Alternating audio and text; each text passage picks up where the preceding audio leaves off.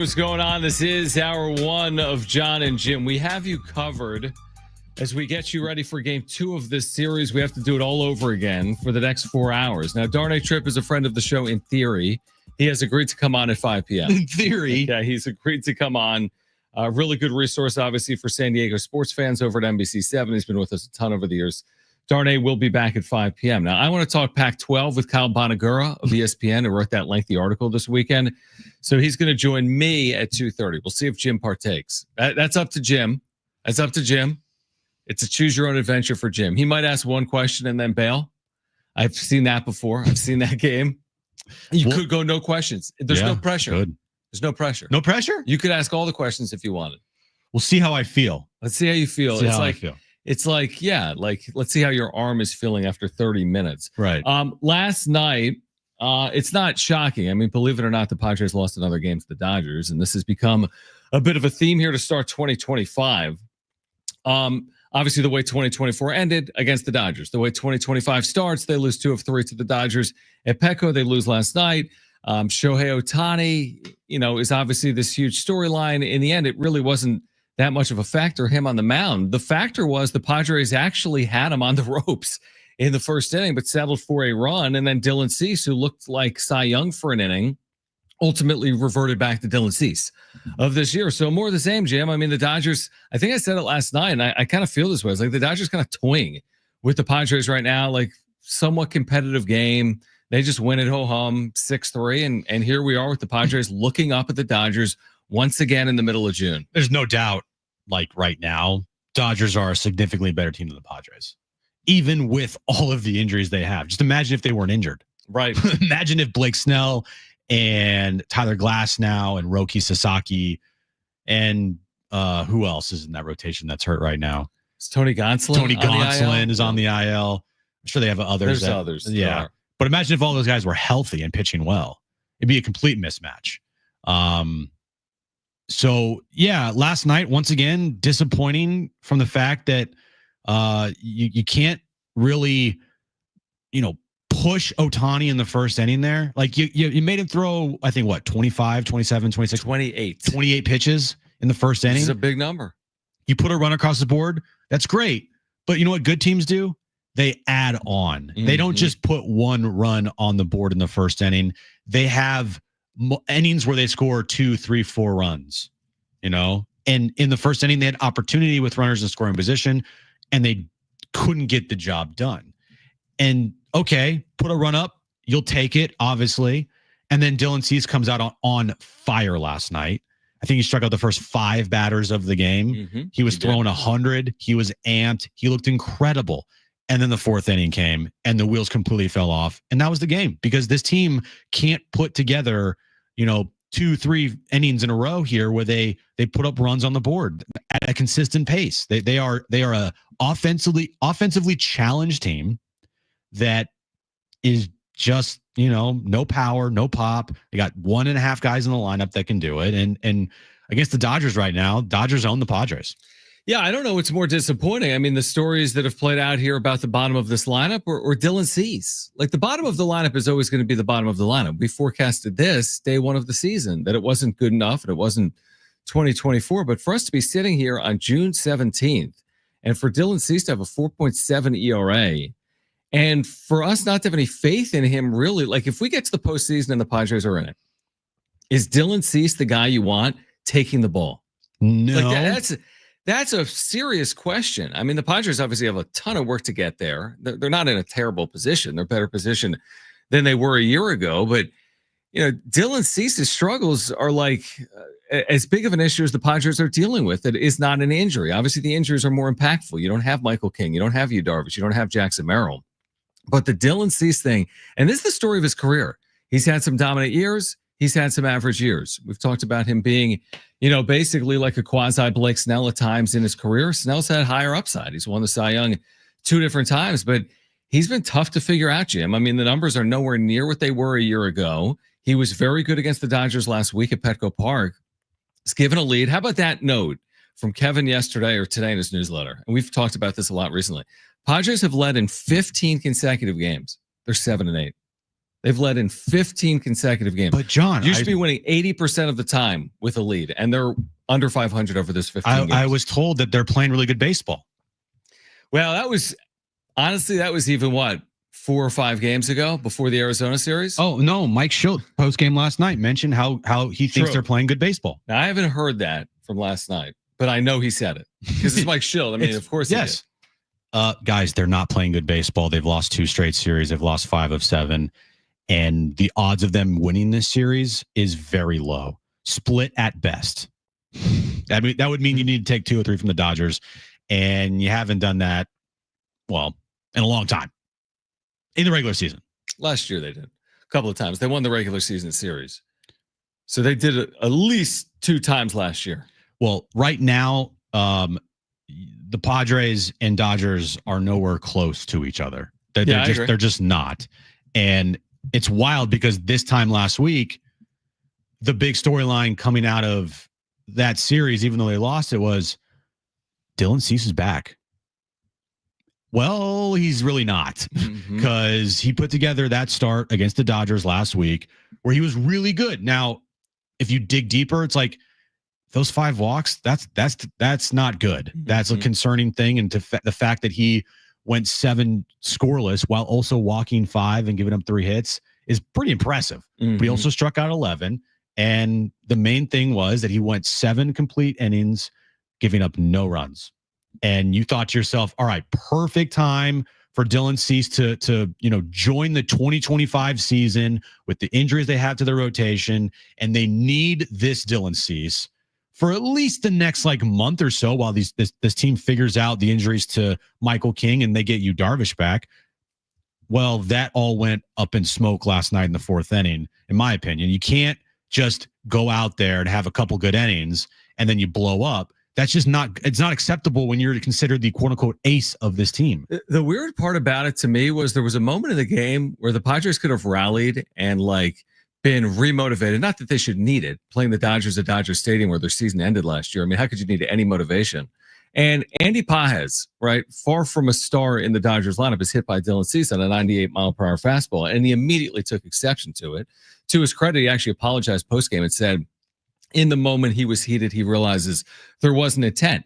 I thought that moment where Pages was a tough guy was going to re-energize the Padres. It occurred right there in the 4th inning when the Padres still, I believe, had a 1-run lead, and everything changed from that moment. From that moment on, Dodgers dominated the game. They dominated the inning. They had 5 hits in the inning. I was surprised Cease got out of the inning. Truthfully, he did. He then worked the 5th inning, but 5 runs isn't good enough, obviously, especially with this offense. And then, again, you're not rallying by and large. They've done it a couple of times this year, but they did it way more a year ago where they were overcoming 3-4 run deficits. You just didn't feel like that was happening. Manny Machado hits a home run. It's a solo home run.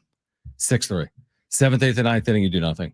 It's just it's just not a lot going on. I know it's just one game, but we've said that a lot.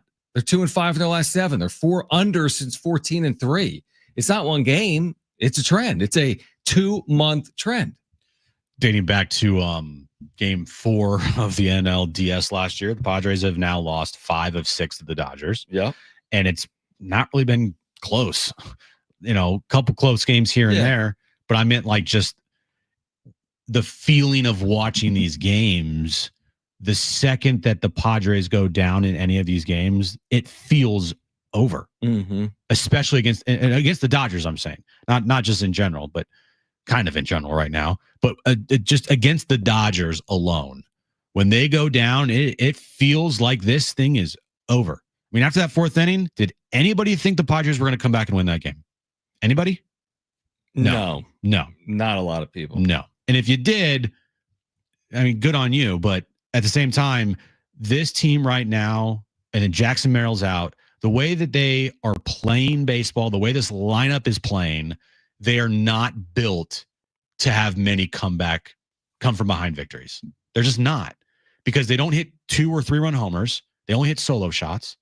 They don't have big innings on a consistent basis. They have put up, a good amount of run totals here the last week, but they don't really have much to show for it, right? Yeah, 2 wins. 2 wins. And everyone's like, oh, their offense is back. They've got 2 wins in the last week. What's the most important thing? Winning the game Or, hey, we scored some runs and it makes our offensive numbers look better. Did you win the game? No, but we scored runs. Okay, well, who cares? You didn't win the game. Like, yes, it's important that the offense gets going for sure, and hopefully these little signs that we have seen here lately, not counting last night, turns into this team offensively being more competent. But at the same time, I'm more concerned about, did you win the game or did you lose the game? And if you win the game and you only scored a run or two, like we've said, you can deal with these things and work through these things, but it's better to work through these things after a win than a loss. I just, right now, this team is not playing good baseball. I don't know in what universe, you could find that they are playing good baseball. They're not playing good baseball right now. I mean, first of all, defensively, they've been awful. That continues yesterday. How can you be a bad defensive team against the Dodgers and think you're going to win? I mean, they've had some ridiculous defensive performances against the Dodgers already this year. So to your point, I'm with you on at the end of the day, it's zero sum. You need to win. Nobody's like, hey, it's encouraging that their offense looks like their offense is supposed to look. I mean, that's the point. I mean, they had a top 10 offense in the sport a year ago. The one takeaway for me that hopefully has carryover effect and actually matters is Fernando Tatis Jr. Still waiting to break the longest homerless streak of his career, 17 games, but he's had, I think, multi-hit games in 4 straight games, including 2 hits yesterday. So that is encouraging and necessary and a prerequisite for them to get to where they want to go. But you're right. I mean, as they fall back towards 500, they have given up some of what they gained to start the year. They were 14-3 in their 4 games under 500 since. And if they don't win 2 of the next 3 games, how confident are you going to be about their chances of making noise in the NL West if they fall 5 games back? Because if they lose 2 of the next 3 and they're 5 back, and that doesn't make the season, there's still half a season to go, if not more. But like, the Dodgers aren't healthy and haven't played brilliant baseball. And if they take 2 of the next 3 games, are 5 games ahead of the Padres. So do you have a lot of confidence in the Padres overcoming that? Not that they have to, not that that's the expectation. But I didn't think the Dodgers would run away from the Padres after the 14-3 start. Here we are at the halfway point. I hope that doesn't happen. What the Padres are on the verge of doing is giving away the start of their season. And what they're also on the verge of having to do is kind of replicate what they did in the second half last year. Because, we've said this a lot. The Padres at one point last season were 50-50. Now, if you look back at this time last year, they were under 500. Yeah. So they're a better team now this year than they were last year. But the trend lines right now are having this team like being, pulled towards 500. And if they get to a mark where they are the exact same as they were last year, around 50-50, or let's just say this be nice, let's say, 52-48. Okay. 4 games above 500. Still, you're asking, especially with what's happened in the division with Rafi Devers and the Giants, the rest of the National League. There's 9 legitimate teams, including the Padres, that are going to be, competing for 6 spots in the postseason. You think that 87 wins, 88 wins is going to get it done? So what you're now saying is like, hey, go replicate what you guys did in the second half last year. Second half shield, go have a great second half, and then, make the postseason. That's kind of what you're asking them for them to do.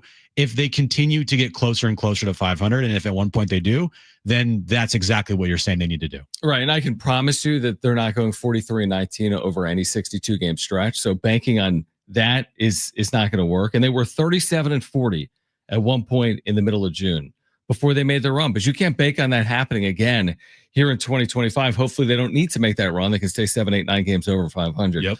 All right. Trade deadline 5 weeks away or so. Kevin Acee yesterday on the expectations for the Padres. You'll hear from Kevin if you missed it in terms of what he said specifically about the deadline.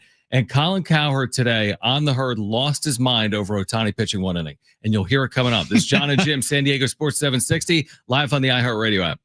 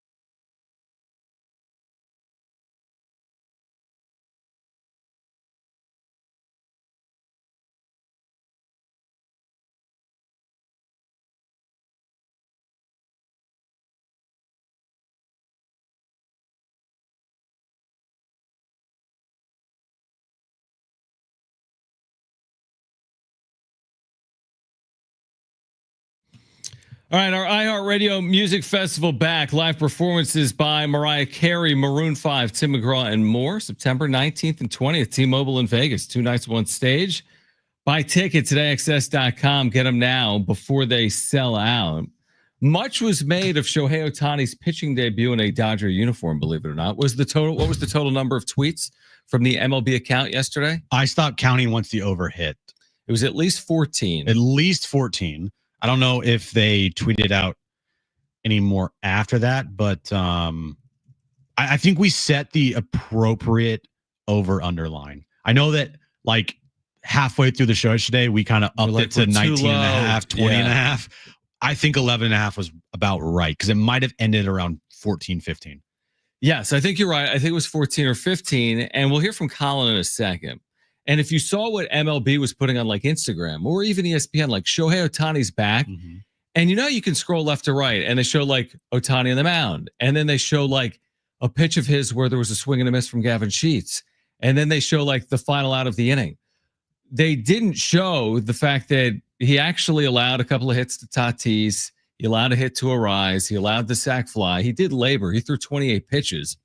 I don't know what the expectations were. I mean, he was never going to throw a no-hitter. He's returning to the mound for the first time in 2 years. But when you hear what Colin had to say, you would have thought that this is the greatest accomplishment in sports history. Even though Shohei Ohtani has pitched like 7+ innings before with the Angels and Stars, this was Colin Cowherd earlier today on 760. We know in baseball that how taxing just pitching is. I mean, you'll often hear this in the postseason. I don't know if we could throw Verlander on short rest. You know what rest Ohtani gets? 4.5 minutes in the dugout until he's hitting. I mean, it's insane that he is an ace in 2025 with how specialized pitching is. This is Derrick Henry of the Ravens being the leading tackler for Baltimore at linebacker, or Patrick Mahomes being the top edge rusher in the conference. I mean, it's just insane. He is the best player in baseball. The gap between Ohtani and the second best baseball player, and that second best player, maybe Mookie Betts, and he gets engulfed by the gravitas and the talent of Ohtani. So this is what that 1 minute tells me.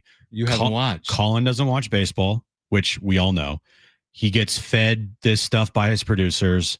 And with the attention span that we all have, that's very limited, right? We focus on what we want to focus on. Colin, I'm sure, was not watching baseball last night. And if he did, that first inning, that's plenty. It's like 20 minutes tops, right? That top of the first inning. It wasn't 20 minutes, 15 minutes. 15 minutes, yeah. And then you're out.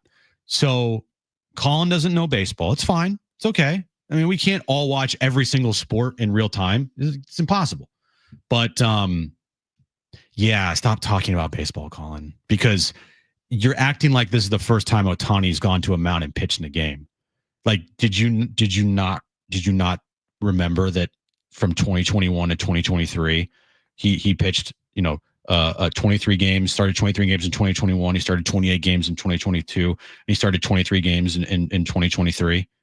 Do you not remember that? Where he also won the MVP 2 straight years and finished 4th in Cy Young voting in 2022. That take from Colin screams, I didn't start paying attention to Shohei Ohtani until he went to the Dodgers. And even then, I don't really pay much attention because I don't watch baseball.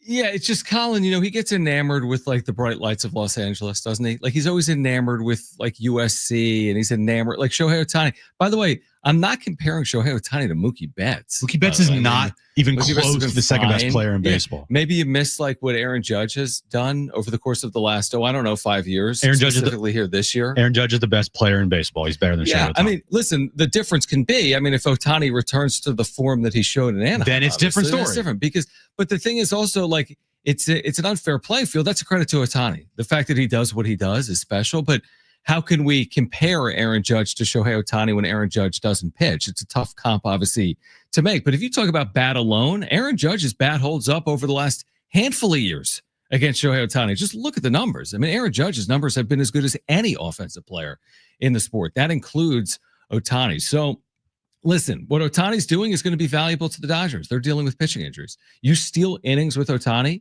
who has a chance to be among the better pitchers potentially for the Dodgers or in the NL. We'll see if he posts something like a 3 ERA this year or even lower. But I just thought it was a little bit of a strong take based on what happened last night.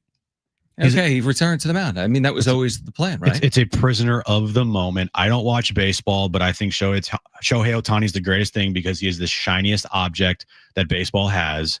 And so I am going to form a take without really like diving deep into baseball. I want to get more into the Padres Cease thing because I think I actually missed it. We talked about this last time on the wrap-up show, and I briefly glossed over it earlier, where I thought Padres said he realized post-game there wasn't intent. I actually think Padres said last night, in looking at the quote from Alden Gonzalez, that Padres thought there was intent. But then he said later on, it was he didn't feel his reaction was right. Padres' reaction was right. Well, in the moment, he thought there was intent. Gotcha. And his emotion created the reaction in the moment. But later on, as he calmed down, he then realized that wasn't intentional. At least that's how I read it. Okay. And I know what you're saying. It looked weird on first glance reading it. It does. But I think there are multiple tweets. Ardaya. Yeah, well, this was Alden Gonzalez that I'm reading from. We'll get into Fabian it later. Ardaya yesterday tweeted out multiple tweets from. Okay, I'll take a look. Pajes. So. I'll take a look. All right, we're going to switch gears on the other side. Kyle Bonagura, ESPN. He wrote about the Pac-12's expansion efforts. He'll join us coming up next. Darnay Tripp will join us at 5. We have tickets to give away today. A ton to react to. Padres and Dodgers game 2 coming up tonight. Stay with us. John and Jim, San Diego Sports 760 live on the iHeart Radio app.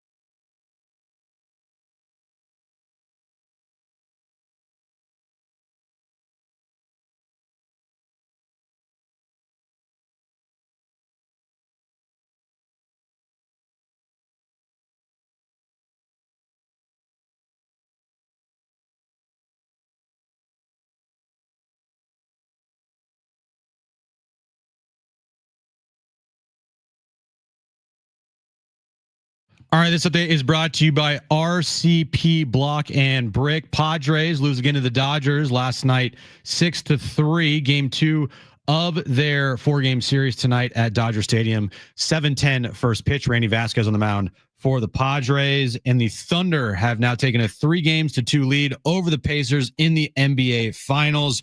Bad news for the Pacers as Tyrese Halliburton is suffering from a calf strain. It's still yet to be determined if he will be available for Game 6 back in Indy. It's here, the grand opening of RCP Block and Vista. Come down on June 20th and 21st for 15% off of everything, plus prizes and free food. Don't miss these deals at your new supply spot, the newly remodeled RCP Block in Vista. Visit rcpblock.com to learn more. All right, we're going to get back to Padres and Dodgers game 2 tonight at Dodger Stadium, but there was reporting this weekend in ESPN from Pete Thamel and Kyle Bonagura. Kyle with us right now on John and Jim San Diego Sports 760 about what comes next with the Pac-12 and realignment in college athletics. So Kyle, we appreciate you taking time for us in San Diego. We're the flagship for San Diego State, so it's of particular interest to our listeners. What's the timeline we're working with? We can get into some of these schools and Texas State, but aren't they getting to a point where they're up against it a bit, about a year out from the reformation of the Pac-12? So what timeline is the Pac-12 dealing with when it comes to expansion, media rights, and everything else? Yeah, so I mean, there's a number of different factors that kind of play into that, right? So the most important, item they have to get figured out is you need an 8th member to play football. Like, those are the rules the NCAA has set to be a functioning conference. So they have to have the 8th member by the 2026 season.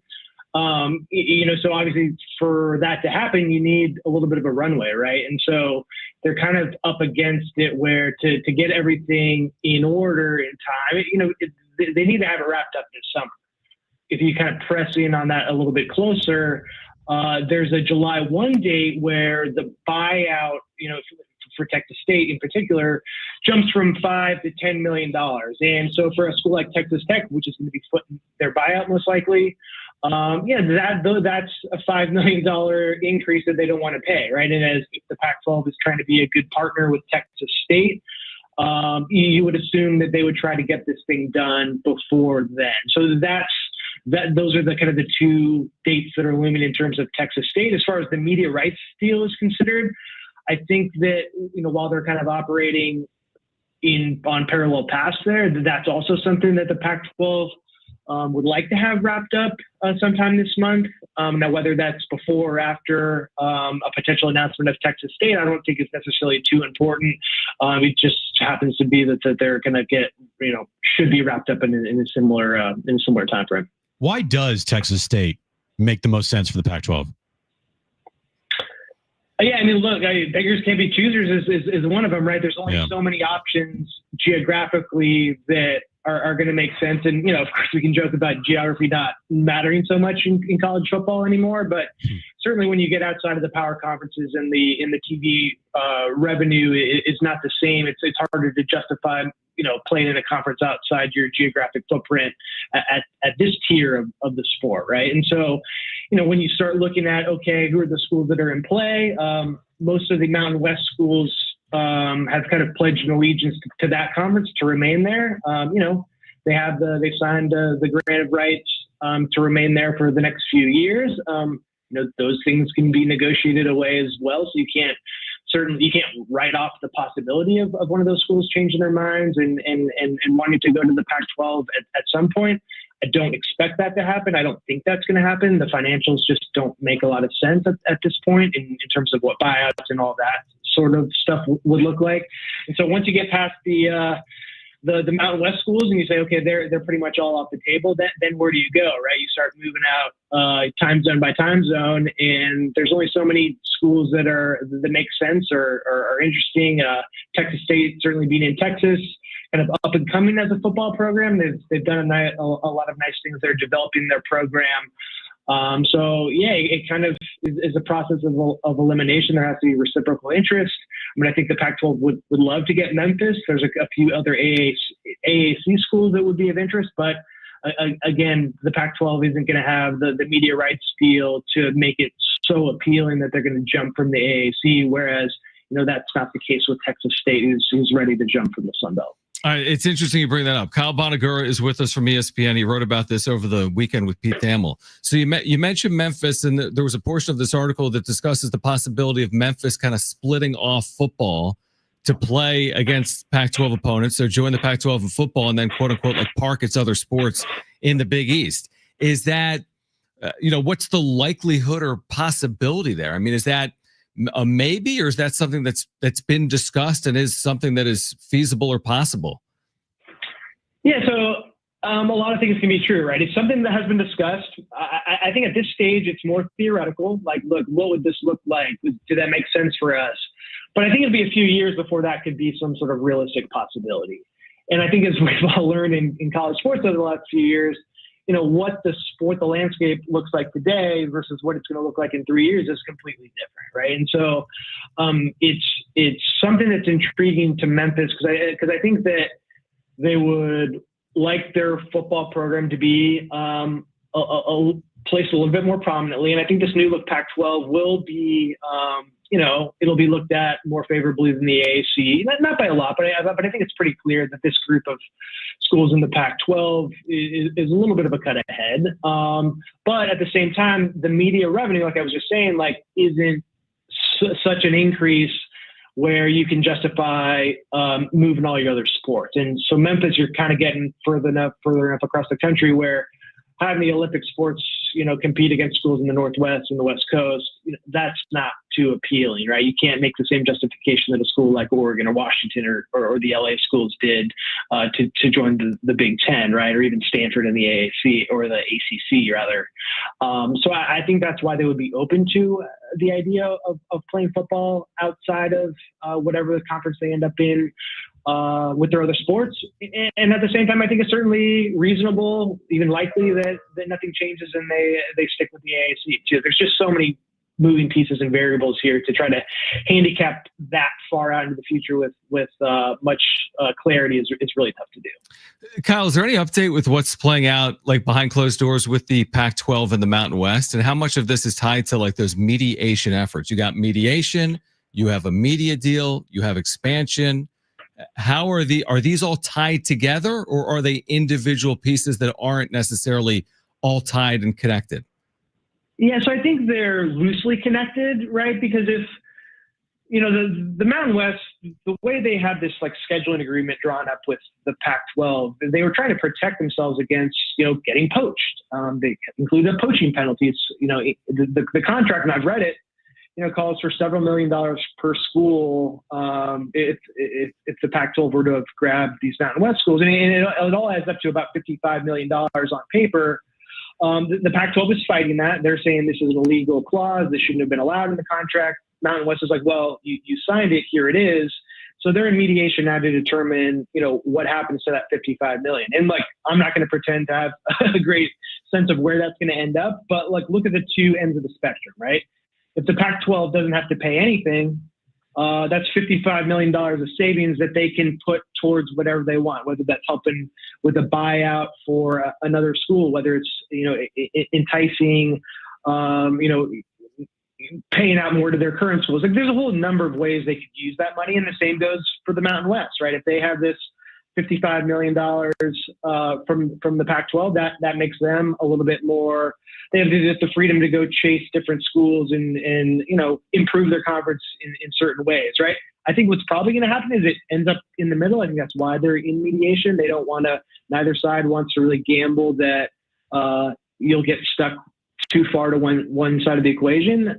So that's kind of where the mediation is coming from. There's also individual buyouts with the schools that are involved in that as well. And so, look, if all of a sudden the Pac-12 has, let's just use a number just to make the math easy, $50 million more than they have now as a result of how mediation plays out, maybe if you can use that to incentivize Memphis to come for football, right? So maybe it helps you, change the look and the makeup of the conference down the road. But that stuff still has some time to play out. I don't think anyone has a great sense of when mediation will arrive at any sort of, finality.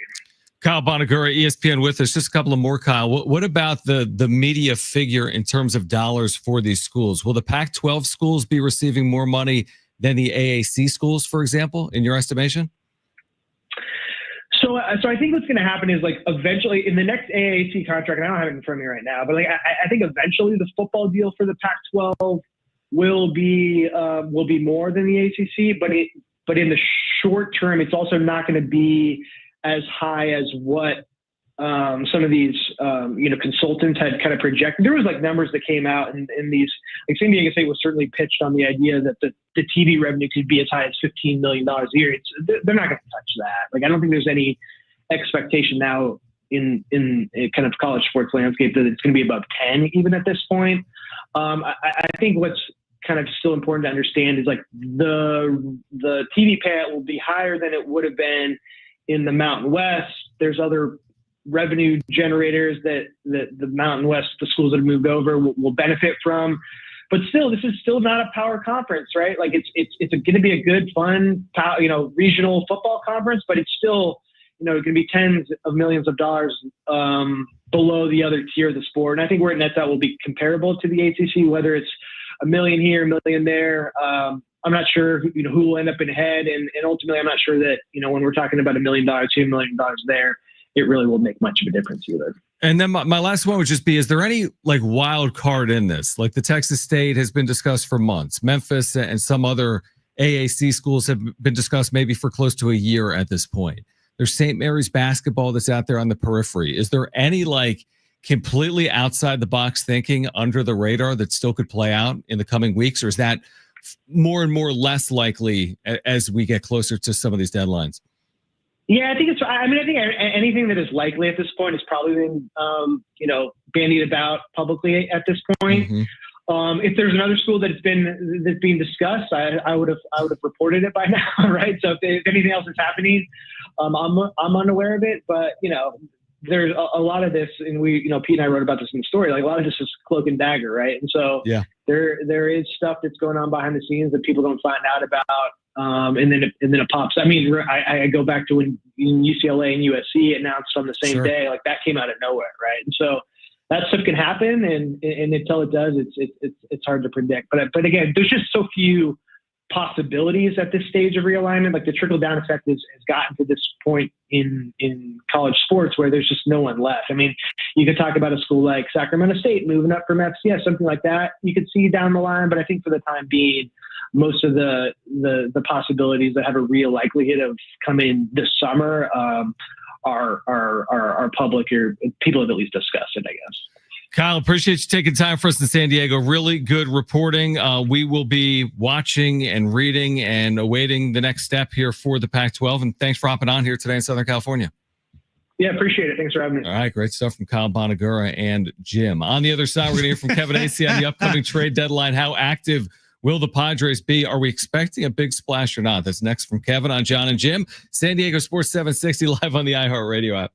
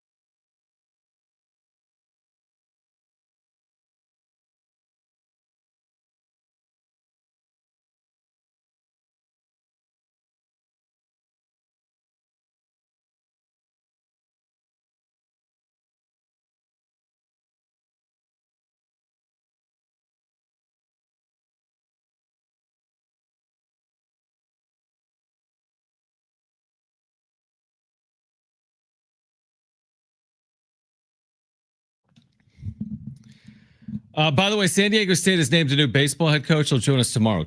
That is Kevin Vance. He was the pitching coach at the University of Arizona, and they were in the College World Series this year. He played at Torrey Pines.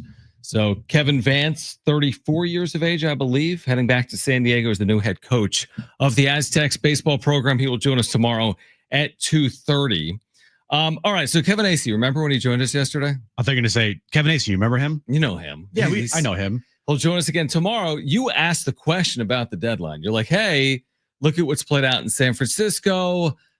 What can the Padres be looking at or thinking about when it comes to left field and the trade deadline? This is the answer that Kevin provided.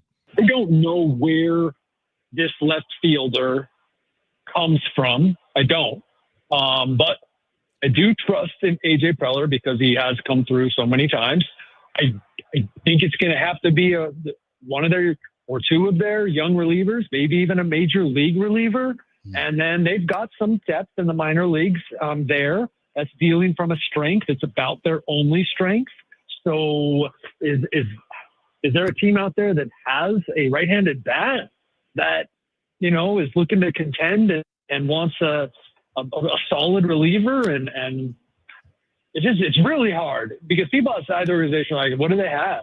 And the Padres are kind of like, well, yeah. I mean, they're not exactly putting a big fight on that. I'm saying, oh no, we got lots to deal with. But they do seem to be confident they can get it done. And I mean, honestly, there's so many contenders right now and so few good players out there. I hope people's expectations aren't that high. That's not what you want to hear if you're a Padres fan. I hope your expectations aren't that high. And Kevin's around this team every single day. He talks to people inside the organization every single day. Now, again, has Kevin been led down paths that have been misleading? Absolutely. That's what this organization and every organization does. They're not going to just be completely transparent with everything that they're thinking about doing. But, I tend to believe what Kevin is saying here as far as, hey, maybe we shouldn't be as optimistic that they're going to make some big time splashy move that the Padres have made the last couple years. I guess my question would be, how good is this system when you start throwing around these players to other teams in deals? Like what can this system return when it comes to talent, right? If you're going to say Leo DeVries is off limits, if you're going to say Ethan Salas presumably is, not going to be traded. I mean, are you trying to move some of your young pitching talent? Does that make sense with Dylan Cease and Michael King about to walk at the end of the year? I mean, are you trying to move your top pitching talent in the organization to go address left field? That to me would have some reservations. So all of a sudden you look up, I mean, what are you going to get for Tirso Ornelas? What are you going to get for Camposano? What are you going to get for, some of these names that we've seen bounce around the major leagues over the last year or two, where the reason the Giants were able to do what they did, and it was a stunner, is they had money to work with. I mean, a crazy amount of money to work with. This never was possible in San Diego. So San Diego's not going to have the money to work with. Maybe they have some money. They're going to need the players. They're going to need the players in their system to bring them that healthy return. Now, maybe they're never going to they're not trying to go make a Juan Soto trade. So I think you can go out and get a player like Taylor Ward, the left fielder for the Anaheim Angels. But is that enough to kind of put you over the top is the point? It will help out on the edges. It will help out with filling a need. But it unless Fernando Tatis Jr., who has gotten hot over the last, 4 or 5 games, which is nice, but we're still waiting for that, first home run in over 17 games. Yep. If Luis Ariz isn't going to start hitting like a batting champion, a 3-time batting champion, if Xander Bogaerts is still going to be playing like Tyler Wade, if Tyler Wade is still going to be playing, if guys like Bryce Johnson and Trenton Brooks and throw out any other, Martin Maldonado and Elias Diaz, if those guys are going to continue to just be complete automatic outs, bringing in Taylor Ward isn't going to just fix everything. It could help. It definitely could help with things. But the only way it truly, really helps is if the other guys that I just named start performing. Because if they don't, doesn't matter who they bring in. Now, again, they're not bringing in like Aaron Judge. If they brought in Aaron Judge, guess what? That really, really helps you. That's a game changer move. But you know what? That move, first off, Aaron Judge, I went to just the top of the tree. That's not happening. They're not bringing in a Rafi Devers. They're not bringing in you name it. They're bringing a guy in that, potentially in Taylor Ward, he's hitting 211 with a 715 OPS or something like that? 741. Okay, so yeah, I mean, pretty good OPS. I guess the question is could this offense be unlocked with one additional competent hitter? Is that possible? And maybe it is. I know that's the thing. I mean, the truth is, some of these under the radar players actually have been competent this year. Jake Cronenworth, if you looked like his OPS numbers or OPS plus, he's been solid. Decent, yeah. Obviously, Gavin Sheets has been well more than people expected. Sure. Manny Machado is in the midst of one of his better career years. Even Tatis being down, it's not like the numbers would suggest he's not an above average offensive player. He clearly has been. Jackson Merrill has still been an above average offensive player. He hasn't been the player he was in 2024. So the question is, do you need Rafi Devers if you're in San Diego? Or do you need Taylor Ward and a bench piece? You like Rafi Devers. Of course you like him. But the thing is, San Francisco's lineup didn't have on paper what San Diego's lineup already had in it. I think we would all agree on that. Now, I think San Francisco gets the shot in the arm where there's no player the Padres can acquire anything like Rafi Devers. No. But then again, they already have Machado and Sheets and Merrill and Arise and Tatis, where I think that was ahead of where the Giants were. So I guess it's just I think it supports what Kevin is saying, I guess, which is, of course, they're not going to add some ridiculously flashy piece. How would they even go about doing it? Plus, their lineup should be good enough that you don't have to go out and bring in some, 900 OPS player to bail out what's going on here. They shouldn't have to do that. If I was AJ Preller, that's what I'd be saying to ownership. We shouldn't have to go bring in a big ticket item. We should have to go bring in a bat that maybe helps us go, but it's going to be on these guys to go. And Taylor Ward's just a piece of that puzzle, or whoever it is. And what last year essentially did, it kind of lulled everybody into this false sense of, well, you know what?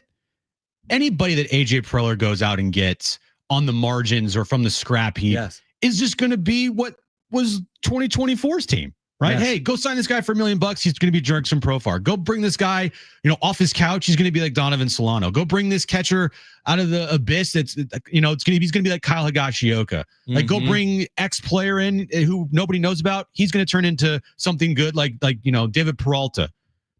The truth is, what happened last year, it's a rarity to see all the moves that AJ made last year all hit. And we said at the time that it was a perfect season from a general manager standpoint, about as good as you can get with all the moves he made on the margins without going out and signing a $300 million player. It's easy to go sign a $300 million player. It's hard to go find a guy and sign him to $1 million and have that guy turn into an all-star. Yeah. And that's what AJ Preller did last year.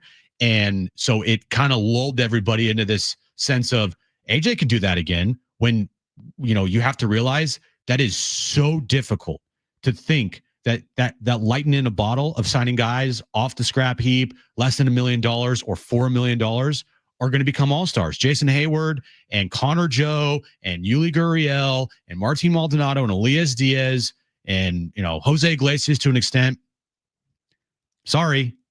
Doesn't always work like that. No, and Gavin Sheets did, and that's a huge hit. It's a huge hit. You're right. I mean, you're not going to get all Gavin Sheets. I mean, thankfully they ended up adding Gavin Sheets because he's been a big part of this for the Padres. So we're talking about this lineup. ESPN just put out today the 30 lineups in baseball ranked. Where are the Padres in that list? On paper, I think they're good. As it's played out, it hasn't been so good. Where do the Padres rank? Where do the Dodgers stack up heading into game 2? We'll share that with you on the other side. Darnay Tripp, NBC7, joins us at 5. We're getting you ready for Padres and Dodgers game 2 tonight at Dodger Stadium. This is John and Jim, San Diego Sports 760, live on the iHeart Radio app.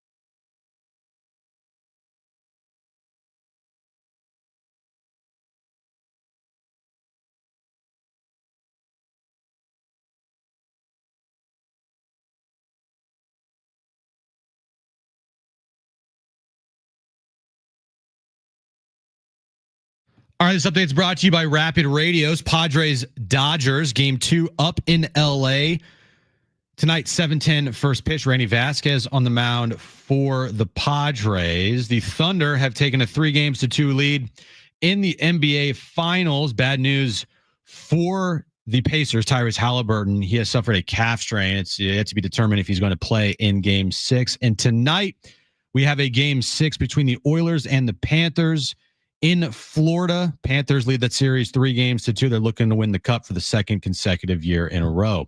Rapid Radios are instant push-to-talk walkie-talkies offering national LTE coverage. No subscription ever. Business owners can keep in touch with up to 200 staff members at one time. Go to rapidradios.com now for up to 60% off and free shipping. Previously on John and Jim. I've been watching this one channel where this guy opens boxes of cards that people buy on the app, and everyone can watch what players are coming out of these boxes or out of these packs. And I sent it to Jim after the wrap-up show. I'm like, you need to watch this because it's truly incredible. People buy boxes worth thousands of dollars, and you watch what comes out of these boxes. It's What were the briefcases called? flawless. People are buying $5,400 cases of cards that have, by the way, 10 cards in them? Like Maybe 5 10. to 10 cards. Maybe 10. And it was $5,000 a case. Now, time for John and Jim. All right, San Diego and Southern California, what's going on? This is hour 2 of John and Jim. We are here until 6 p.m. Get you ready for Padres and Dodgers. Darnay Tripp, friend of the show, in theory, will join us he will join us at 5 p.m. He's a friend of the show in theory. Would you say that we basically Bother the hell out of him? begged him to come on today? No, not at all. This is completely par for the course. I mean, look at the correspondence. All I said was Darnay. Did we trick him to coming on today? I think we might have. We No. tricked him, right? No, I said 10:57 a.m. We're in that meeting. And I said Darnay with 8 Ys. Anytime I say Darnay with 8 Ys in the group chat, it means I want him on the show. Might not want And to then- flash the group chat to the camera, but continue. Why not? Never mind. Tell me, why wouldn't I? Just continue. It doesn't have like his phone number on here. There's nothing. The only thing that would be a problem in here is probably something you wrote. So I don't Probably care. exactly. And you haven't written anything. So I know, 'cause I muted the right. conversation. That's great. I'm kidding. Anyway, Darnay's going to join. No, we didn't like bait him into coming on. This is how we get him on every single time. I asked him to come on. He says he won't do it. And then he eventually just comes on. Right, he caves. He caves. So he's going to join us coming up at 5 p.m.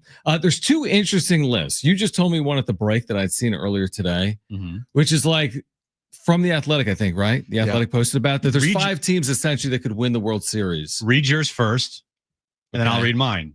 Okay, that's good. So ESPN.com ranked the top teams in terms of lineups. They actually ranked all 30 teams, right? Wow, look at that lineup. At the halfway point, exactly. So in ranking the 30 teams at the halfway point, who's the top team in baseball in terms of a lineup? The Dodgers. The Dodgers are the top lineup in the sport. Where do the Padres rank? Now, you already heard the answer. But for our listeners, like, what would you be thinking about? Like, again, I think on paper, it's a good lineup. I think in actuality, it hasn't been a good lineup. So that's why I just picked in the middle, because in theory, they're good. In actuality, they're not that good. So they're kind of in the middle, right? Well, that's where ESPN has them. 16th Makes sense. in the sport, which I think is completely fair. I mean, I think sometimes we pretend like they have the worst offense in the sport. They don't. They maybe did for 3 weeks.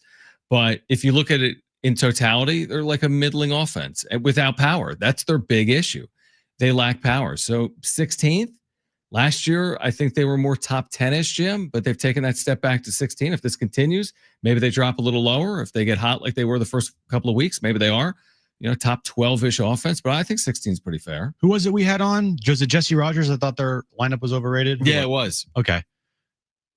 It's really hard to argue. If you just take away the names, take away Fernando Tatis Jr. and 3-time batting champ Luis Arraez and, Jackson Merrill and, World Series champion Xander Bogaerts, like Manny Machado. Take away all the names in the lineup.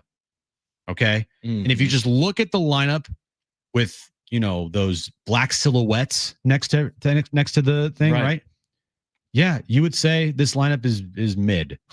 It's not great. You're like, their number 5 hitter is hitting 230 with a 600 OPS. Right. Like what? like the bottom half of the lineup, 180, 210, 200 at best. Like it's not a great lineup. The names make it look better than it actually has been this year. Yeah. I think that's 100% right. I completely agree with that. That's why it's like, I think if it was just like based on names, you would have said coming into the year, like, okay, maybe it's got a chance to be a really good lineup. And then if you watch it play out, you might be thinking to yourself, this is a really bad lineup. And I think both things are kind of true. There have been times this year to start, they were good. There have been times this year, the last month, they've been really bad. So can you win 90 games with the 16th best lineup in the sport? Yes, with Michael King and Dylan Cease looking like Michael King but Michael King is not even close to pitching. And with your bullpen being your bullpen and holding leads, they've led in 15 straight games. We said this earlier. Mm-hmm. Teams that lead in 15 straight games should win 75% of the time. They're 7-8. So like they have the makings of being good. They still need to be good. That includes their lineup. There are some pieces in there that are good.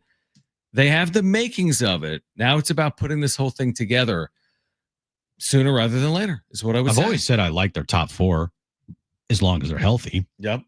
Jackson Merrill, I mean, it's a freak injury that happened, but hopefully luck turns back on his side and it doesn't feel like a snake bitten type of year for Jackson Merrill. Right. But if he's healthy, Toddy, Arise, Manny, and Merrill, top four, that's good. The problem is when Luis Arise is hitting 270 instead of 315 and Fernando Tatis Jr. forgot how to hit home runs and Jackson Merrill can't stay on the field. And when he's on the field, he's not hitting for power anymore like he was at the start of the year. Then you got problems. Then you got problems because you're asking those guys to carry the way. They are the catalysts for this team. Those four guys need to be really good because the bottom half of your lineup with Xander, and I'm not going to throw Jake in there because Jake's been fine. He's been more than serviceable. He's done his part. He's not a complete, automatic out. But when you have Xander and you have whoever's in left field and you have your catcher, okay, all just being complete negatives, that's tough. And by the way, Jake's not having this like a fantastic year. He's kind of he's having an average year. And you can't, if the four guys on top of the lineup don't perform, you can't win many baseball games because the bottom half is not going to do the job more often than not. Yeah, it's interesting because I saw this tweet earlier today and I thought about it in my head and now I'm learning about these lineup rankings. And there's actually, what's crazy is the evidence supports the Padres lineup being better than what we've seen over the last month, right? Because you look at things like weighted runs created and Tatis is a darn good hitter, even this year. Manny's been a very good hitter.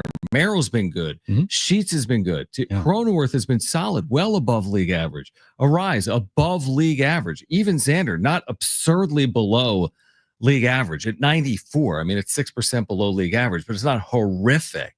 So I just mentioned there 7 names. So again, it just brings me around in circles and circles and circles. At times you think it has a chance to be something. We've seen it. And then other times it doesn't look like it. And I don't really know what to make of it, is what I'm saying. What's your list? What's the 5-team list that have a chance to win the World Series? All right, so from The Athletic put together a list of teams that have won the World Series since 1998, and they have created a formula to determine what teams right now in baseball have the best chance to win a World Series that would meet all the criteria of every World Series winner since 98. Mm-hmm. Here are the teams. Okay. The New York Yankees. Makes sense.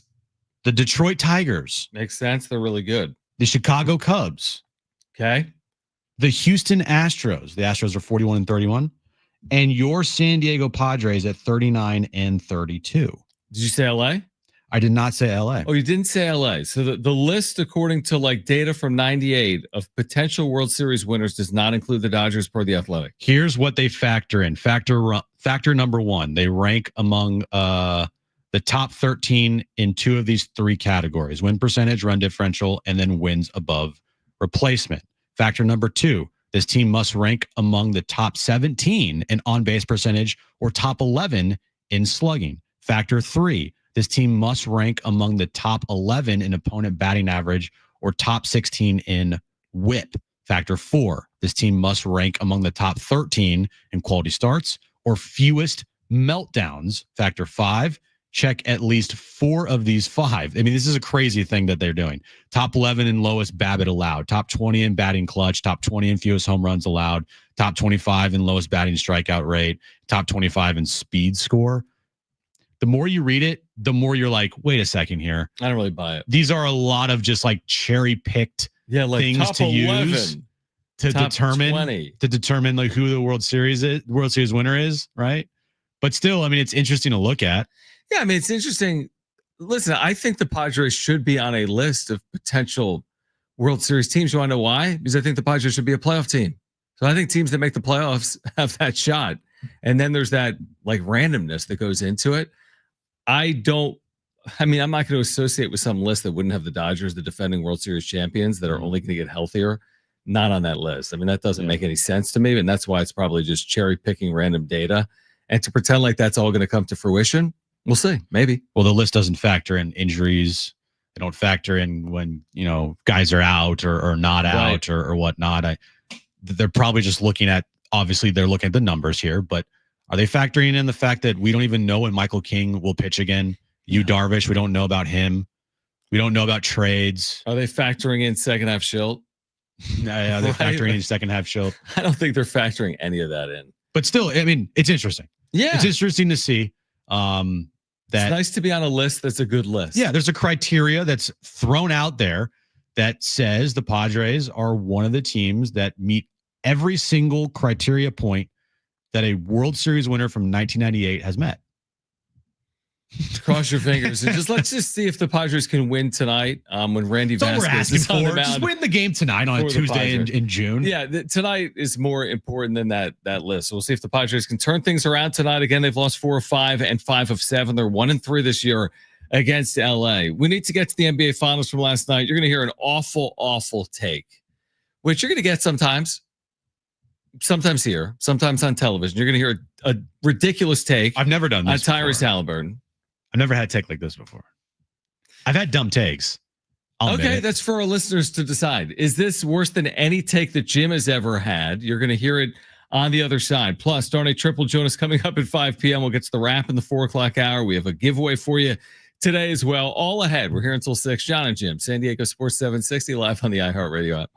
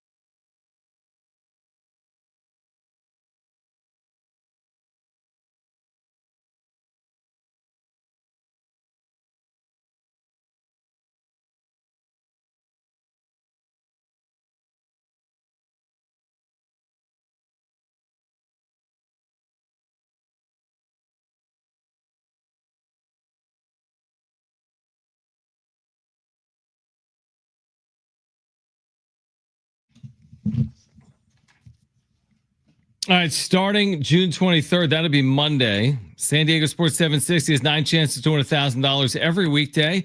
It's the bonus bucks giveaway that's every hour 9 through 5, starting Monday, June 23rd. Listen for the keyword, enter it at sportssd.com. That's Monday, June 23rd at 9 a.m. All right, Jim lost his mind earlier today because I was there. He couldn't believe this take. Well, it's not even. Couldn't believe it. Look, yes. Once you hear this from Emmanuel Acho, you'll be like, what? I'm more upset and just annoyed the fact that like this guy gets this platform and gets all this money and he gets to spew out like crap like this all the time. Just for clicks and just for acknowledgement, like we're giving him right now, which we're the problem actually. That's what I was getting. Yeah, I mean, it's like, I don't know. I understand the point, but here's the thing: if people don't have to watch. People don't have to. I mean, who's watching Emmanuel Acho? What show is it even from? I could not tell you. The Acho Show. I forget what it's called. Like FS1 in the morning. I really don't know. But the only reason why I saw it is because it popped up on my feed. Right. I didn't go search for this. I didn't be like, what did Emmanuel Acho say today? You know, like it just showed up on my timeline, and I had to like do a double take. I'm like, wait, someone actually said this about Tyrese Halliburton, who, if you don't know, last night he was playing through a strained calf. Mm-hmm. Don't know when he suffered it. Maybe game 2. Or when he went down, he fell over. Remember, he lost his footing and like fell on his face on a drive to the basket. Well, anyway, left the game. He's playing with a strained calf in the NBA Finals, a place that he might not ever return to in his career. By the way, the reason they're in the NBA Finals is Tyrese Halliburton. Yeah. And the reason they won game 1 is Tyrese Halliburton. Yeah, and the reason why they're still, they're 2 wins away from the NBA Finals is mainly because Tyrese Halliburton. He's a big part of that. Mm-hmm. And I don't know about you, John, but if I was a professional athlete in any sport and I reached either the World Series, the Stanley Cup Final, the Super Bowl, or the NBA Finals, I mean, I could have a strained calf and I would still try and play through it. Yeah, you kind of respect that. Yeah, right? 100%. You try to be out there, even if you're dealing with an injury, because this is what you play for. Right. And he's also not the coach. So he's not telling, Rick Carlisle, hey, put me in the game. Rick Carlisle and him probably had a conversation, or if it happened in mid-game, they probably talked about it briefly. And he gave his all, man. And that's all you could ask for. And I feel like anybody bashing Tyrese Halliburton for going out there and trying to gut it out in the NBA Finals in game 5, by the way, when the series is tied at 2 games apiece. Like, you'd be more content if you just sat on the bench. Like, these seasons on it. Let's hear from Emmanuel Acho react. I'm not going to applaud you for playing hurt. Most selfish thing I've seen Tyrese Halliburton do is try to play hurt, because he tried to be a hero. Oftentimes in basketball and sports and even in this culture, we have this machismo alpha male idea of, I'm going to put the whole team on my back. No, what you did last night was put the whole L on your back, Tyrese Halliburton, because your backup, McConnell, was the only player I would suggest that had a legitimate plus minus. Shout out to Benedict as well. In that game, McConnell had the second most points scored in that game. But you, Tyrese Halliburton, thought that you were going to be a god. You were going to be a hero. You said if you could walk, that you were going to walk on that court. You should have walked your butt to the back end of the bench, is what you should have done. No made field goals. No steals, no blocks. You was out there just running and jumping as if this were track and field, as if the job on the court was not to put the ball into the basket. Halliburton, I would suggest, didn't necessarily play hurt. He just played for the opponent. I'm not going to applaud you for playing hurt. You said you want to do anything you could to help your team win. What you could have done in that moment was to sit down, because you weren't helping anybody do anything except the Oklahoma City Thunder win that game. Everybody at this junction in time is hurt. And if you step on the court, ask the man to my right who played a long time professionally and played at a very high level, ask the man on the far end to my left who played a long time professionally and played on a high level, and ask the man immediately to my left who has watched the game at a high level for over 3 decades now. If you step on the court, we judge you accordingly. There is no "I was hurt" excuse to cower and hide behind. All right, turn this off. Shut this guy up. You weren't hurt. I can't listen to him talk. I have a gigantic He's the issue with ultimate, like, turn it off. He's the ultimate. He loves to hear himself speak. He always thinks he's right. I mean, I watched the entire game. The reason they lost, and Tyrese Halliburton did not have a good game, let's be clear. No. Andrew Nembhard was flat out awful. And the truth is, Halliburton wouldn't be replaced by McConnell. Nembhard would be. Halliburton's going to be on the floor regardless. It's Nembhard's job that should have been lost down the stretch, not Halliburton's. Ryan Nembhard was flat out awful and has had a bad series. Not Ryan, excuse me, Andrew Nembhard. Ryan's at Gonzaga. Andrew Nembhard was awful. That is a big reason why they lost. Plus, you're playing in Oklahoma City in Game 5. That's going to be a tough game to win. They pulled to within 2 midway through the fourth quarter. Mm-hmm. They were right there. They couldn't close the door. Nembhard had a number of turnovers and missed shots the final 6 or 7 minutes of that game. You can't put that thing on Halliburton. Halliburton's why you're there. Halliburton's why you won Game 1. You need Halliburton in Game 6. I don't even know what the status is going to be because the MRI and the calf, but they're not winning the NBA Finals without Tyrese Halliburton. Simple as that. And speaking of Nembhard last night, it was a 5-point game with 8:40 left. They were down. Pacers were down 95-90. Right. They pulled within 2. They pulled within 2. Yeah. But at that moment, Nembhard touched the ball 8 times. Of those 8 times that he touched the ball in the fourth quarter from the 8-minute mark on, nothing good happened. It was either a turnover or a missed shot. Yeah, I watched it. That is accurate. So, look, Emmanuel Acho, that show, I mean, it's completely just tanked in ratings. So what he needs to do is he needs to come up with the hottest of the hot takes all the time because that's his bit, right? Right. But that's not even that. And make it try to go viral. I know it's hot. Well, he's done it. I forget what other, again. Right. It's more or less the fact that guys like him and Stephen A. Smith are promoted and paid just so much money to put out takes like this, where there are probably a lot of people that actually think that he's 100% right and take his side, and then use that to create a narrative on Tyrese Halliburton last night that he hurt his team and he's selfish because he played injured. Nobody's falling for that. Here's the thing also, you can't, and I don't like Stephen A either, but I'm not comparing Stephen A. Smith to him. Like Stephen A. Smith is in a different stratosphere to Emmanuel Acho. No one cares what Emmanuel Acho says. He has no relevancy. He's not setting the narrative. True. He's just not. Stephen A. is able to do that, and I disagree with it to a large extent. To your point, I really do. But I'm not going to put Emmanuel Acho in that same category. Even it's just like it's sad because this is now where media has gone, and guys like him, Emmanuel Acho, have made sports media just about how many hot takes can you throw out there. I do agree with that. I think that's true. I do. What do you got, Brent? I was going to say, the funny thing is, if he would have sat on the bench and didn't play, they would have been coming out today and complained about how could you not play in Game 5? He's selfish, and this is the NBA Finals. Right. You got to go out there and play, and you're being, but instead he did what they want him to, and now they're throwing a fit about that too. Yeah, 100%. All right, let's get back to the Padres and the Dodgers on the other side. It is Game 2 tonight. What to expect from Dodger Stadium? Padres looking to even up the series. We'll hear from Mike Schilt later in the show, hopefully as well, his pregame comments. And Darnay Tripp will join us coming up at 5 p.m. from NBC 7. This is John and Jim, San Diego Sports 760, and live on the iHeart Radio app.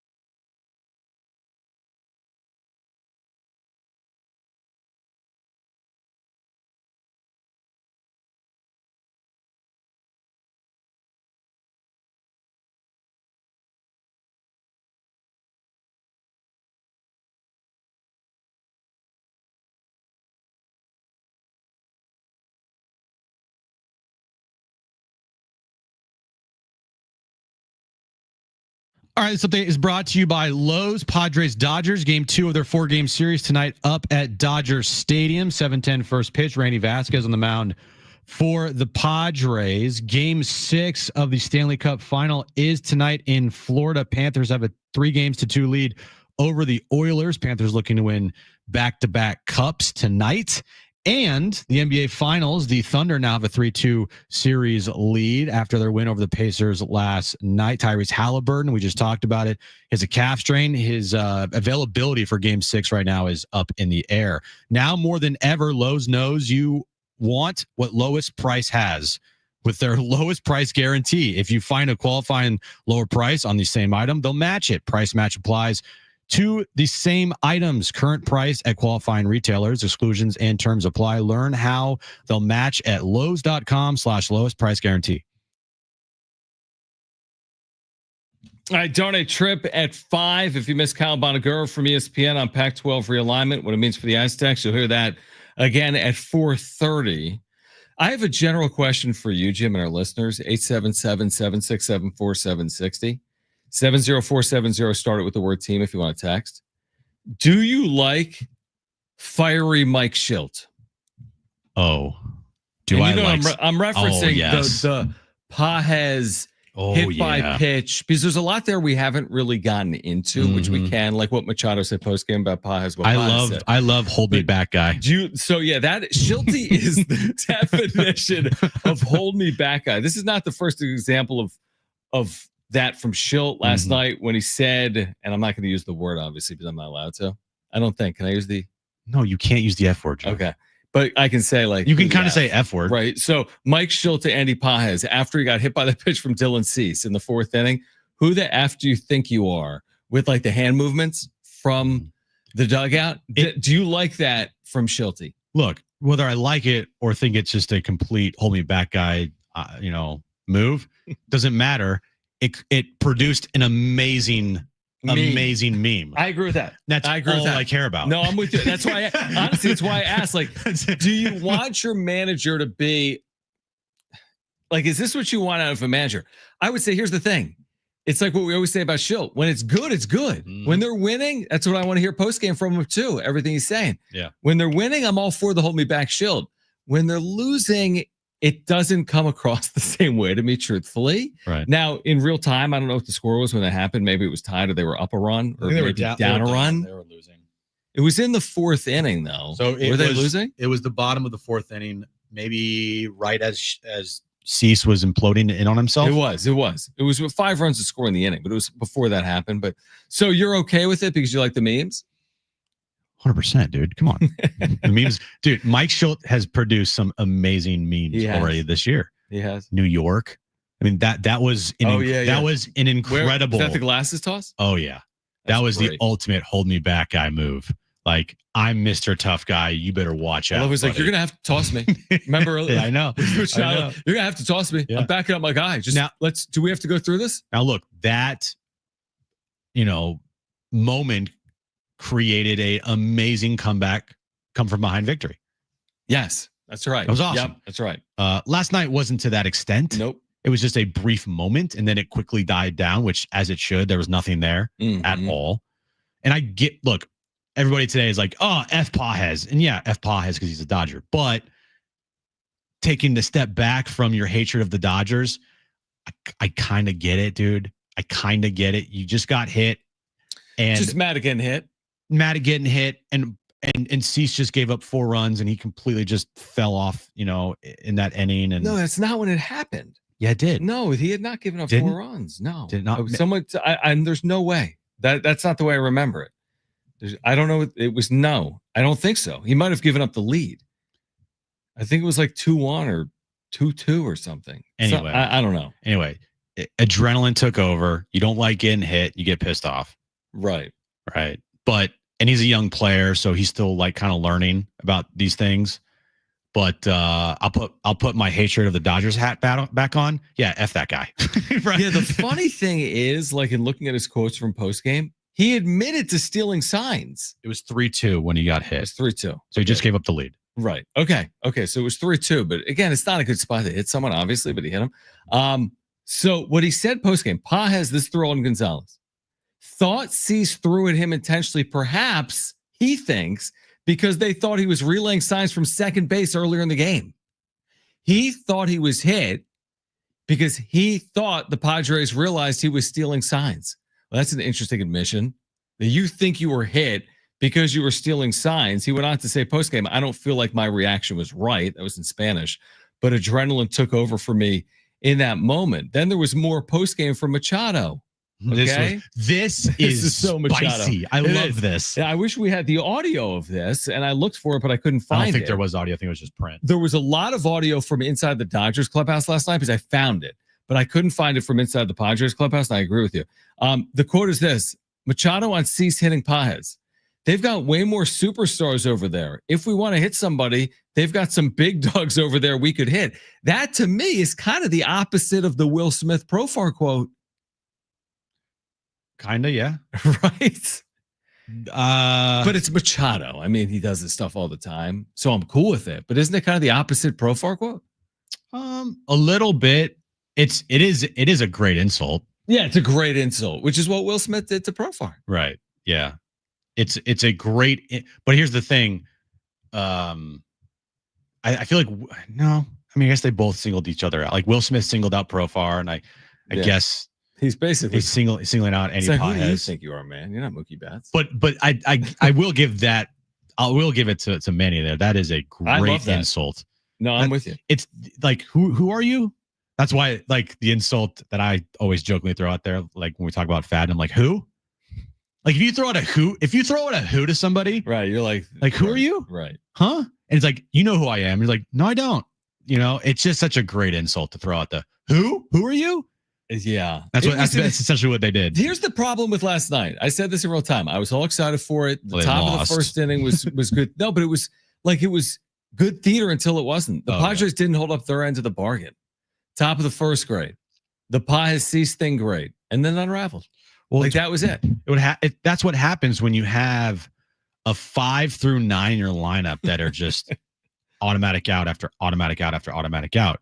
You're getting at least 2 innings there of nothing going on. And the top of your order with Tatis, Arise, and Manny aren't always going to just, move the line every single time that those three are up. Right. So you're going to have at least 1 or 2 innings maybe where they go down in order. And when that happens, you have a bottom of a lineup that's just god awful. So there's 3 innings right there. That's essentially how the game ended. 3 innings of nothing because you have nobody in the bottom of your lineup or frankly the middle of your lineup that can just move the line. They have a really hard problem to do that after 1, 2, 3, 4. Yeah, and it's like, am I expecting more tonight? I don't know. Again, without Merrill, last night their 6 through 9 is 0 for 14 with 6 Ks. Like that's a tough watch, and they're not facing like Glass now. They're not facing Yamamoto. Well, right? Tonight is a bullpen night for the Dodgers, if I'm not mistaken. Right, kind of like Game 3 at Petco, like last night a little bit. But there are some guys that will be down for the Dodgers tonight. Yeah. So that's a good news, and you kind of feel like if that's the case, and you face who is that kid that threw Matt Sawyer? Yeah, where's he though? Double A. I think he's still with the Dodgers. Is he? I think on the big league roster? I think he's an option to pitch tonight, or one of these games. Wow. And if that were the case, guess what? Tonight, got to take advantage. You got to win tonight. I can't believe they kept him around after that. I just never put any thought into it. I just figured he was on his way to AAA. I honestly forgot about him. Yeah. But Sour? Yeah, he's active. So wow, we might see him tonight. We might see him and Kike tonight. Yeah, I hope so. Because we know the Dodgers love to just give up when they go down by like 6, 7, 8 runs, and then they throw out a position player. I mean, this is a game. Now it's Randy Vasquez. That's the issue here. It's Randy Vasquez, but again, 2 of the games against the Dodgers last week, the offense showed up. They lost one of them because their defense sucked. The other they won with the Kike Hernandez, Matt Sawyer game where they won going away. Like, you're going to need to win it with your offense against the Dodgers. Like, I'm not counting on Vasquez going 5 innings of 1-run baseball and then my bullpen being flawless and winning 2-1. I mean, that would be great. They're capable of doing it. But against LA, I got to score, man. I got to count on my offense to give the pitching staff, give Vasquez breathing room. You can't say at Dodger Stadium the plan going in is to win 2-1 with my bullpen. That can't be the plan going in. I think the plan should be you got to put 5 or 6 runs tonight. Yeah, exactly. Minimum. little wiggle room. 5 or 6 runs minimum, because Randy Vasquez has been walking a tightrope majority of this season. Base runners galore. And he was only allowed 4 innings against the Dodgers last time out, That's right. 4 1/3. Yeah. Because of the numbers in the third time through the lineup. And Schilt had a rested bullpen, so he went for it. And it didn't work. Right. And he doesn't have a rested bullpen for tonight. For the most part. Right. For the most part. He does have an Estrada, Jason Adam, Robert Suarez. But like you gotta get some length. Yeah. I mean, it goes back to our general point, Jim, coming into the series. Like, not the series to lose 3 out of 4, which means not the night to fall down 0-2 in this series. I'm just telling you, as like frankly as I can say it, this is not the series to lose 3 out of 4. That's what you're staring at after losing game 1. And I'm not saying it defines your season. It doesn't. They can lose 3 out of 4 and they can still make the playoffs. I'm just saying it just feels like you play 10 straight games against the NL West. You've already lost a series to the Dodgers. You've already lost a series to the Diamondbacks. You're already losing a series to the Dodgers. What does it really say about you? How are you going to feel if you go 3-7 over those 10 games? Well, it says that you're not playing good baseball. Yeah. Even though they claim that they're playing good baseball, they're lying to you. They still have plenty of time left. They have a potential move or two that might be coming. They have some starting pitching that might be coming back here pretty soon. In Yu Darvish, have no clue about Michael King. Gonna get hopefully Jackson Merrill back by the end of the week. Yeah. By the weekend at the latest. Yep. And then it goes back to just the main overarching factor here is if the guys they already have on this team don't start playing better, it doesn't matter. And that's kind of the general consensus here is you just need the guys that are in the lineup that are under contract on this team to start performing. Dylan Cease, Xander Bogaerts, Luis Ariz, Fernando Tatis Jr. Like, Darvish needs to come back and be healthy. You need those guys to perform. That's what they're here for. And if they don't perform and if they stay injured, then it's gonna be tough. I wonder if Preller makes a move before the All-Star break or not. His MO has been everything from Luis Ariz and Dylan Cease last year to the moves he made at the deadline last year as well. Does he need to make a move before the deadline? We can discuss on the other side. The wrap is coming up at 4 p.m. Darnay Tripp, his thoughts on the Padres coming up at 5 p.m. from NBC7. If you miss Kyle Bonagura from ESPN, you'll hear that conversation at 4:30. But does Preller need to do it before the All-Star break to enhance this team's chances in the second half or not? That's next. This is John and Jim, San Diego Sports 760, live on the iHeart Radio app.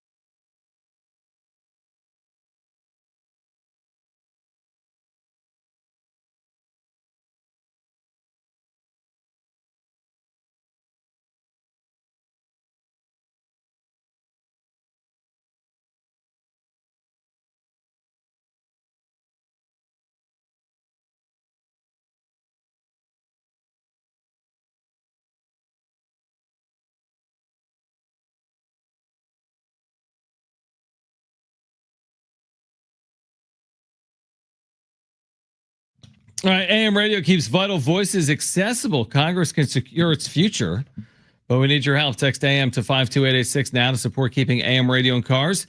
Tell your member of Congress to pass legislation now and keep AM radio in cars. Standard message and data rates apply. The Wrap at 4 p.m. Darnay Trip at 5 p.m. Our friend from NBC7, his thought. Like, I wonder if he differs with our overall assessment on the Padres or not. Like, is he more optimistic? I don't know if we're pessimistic. Truthfully, we're just watching how it's playing out in real time. Again, if you listen the first 20 games of the year, you would have thought we thought this team was going to win the World Series. Maybe.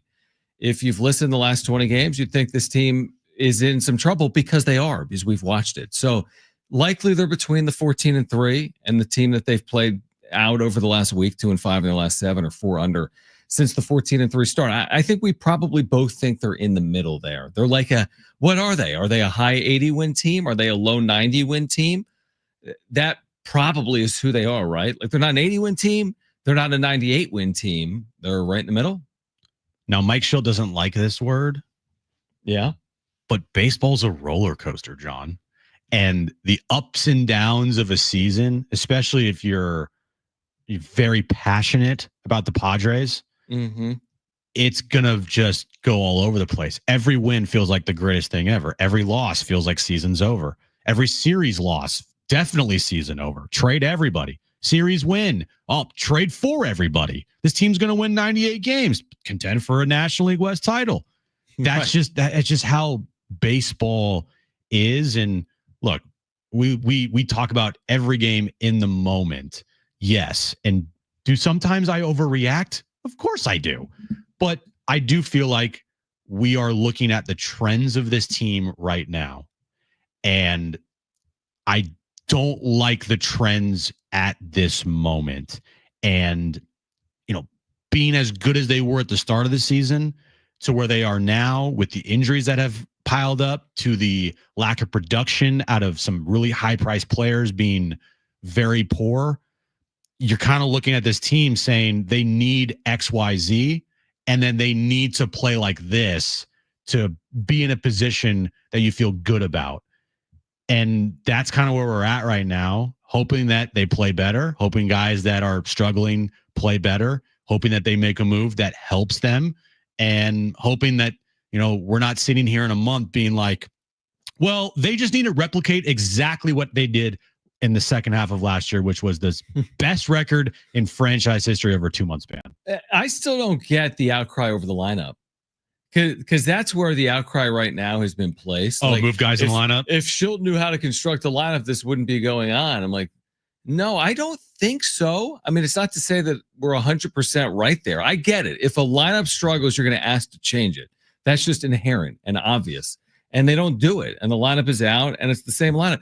But your boy Trent Book's in there? No, I'm saying it's the same, because you're not going to add Jackson Merrill or Juan Soto or Jurickson Profar or Kyle Higashioka. Like, what do you want? Tatis leads off. I think it's fair. You might want to drop him down the lineup because of his theoretical power. I understand it, but he hasn't homered him forever.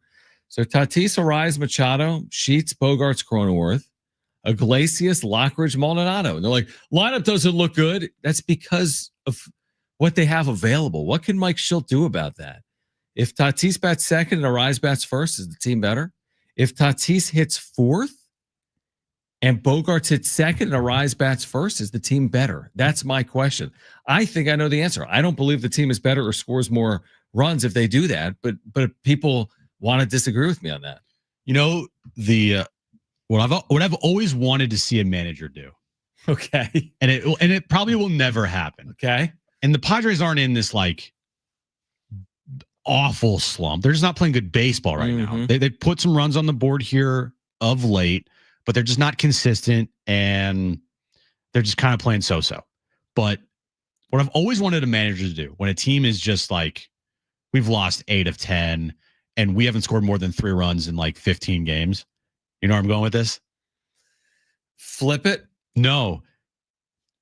Pick the names out of a hat to build a lineup. instead of a fishbowl, put 9 pieces of paper. Put the 9 pieces of fishbowl. paper in a fishbowl, and then just pick out of the fishbowl the names, and that's your lineup. Here's what I like. I've always wanted to see that. What if we took it a step further and did it in a hopper like the NBA draft Ooh. and had cards?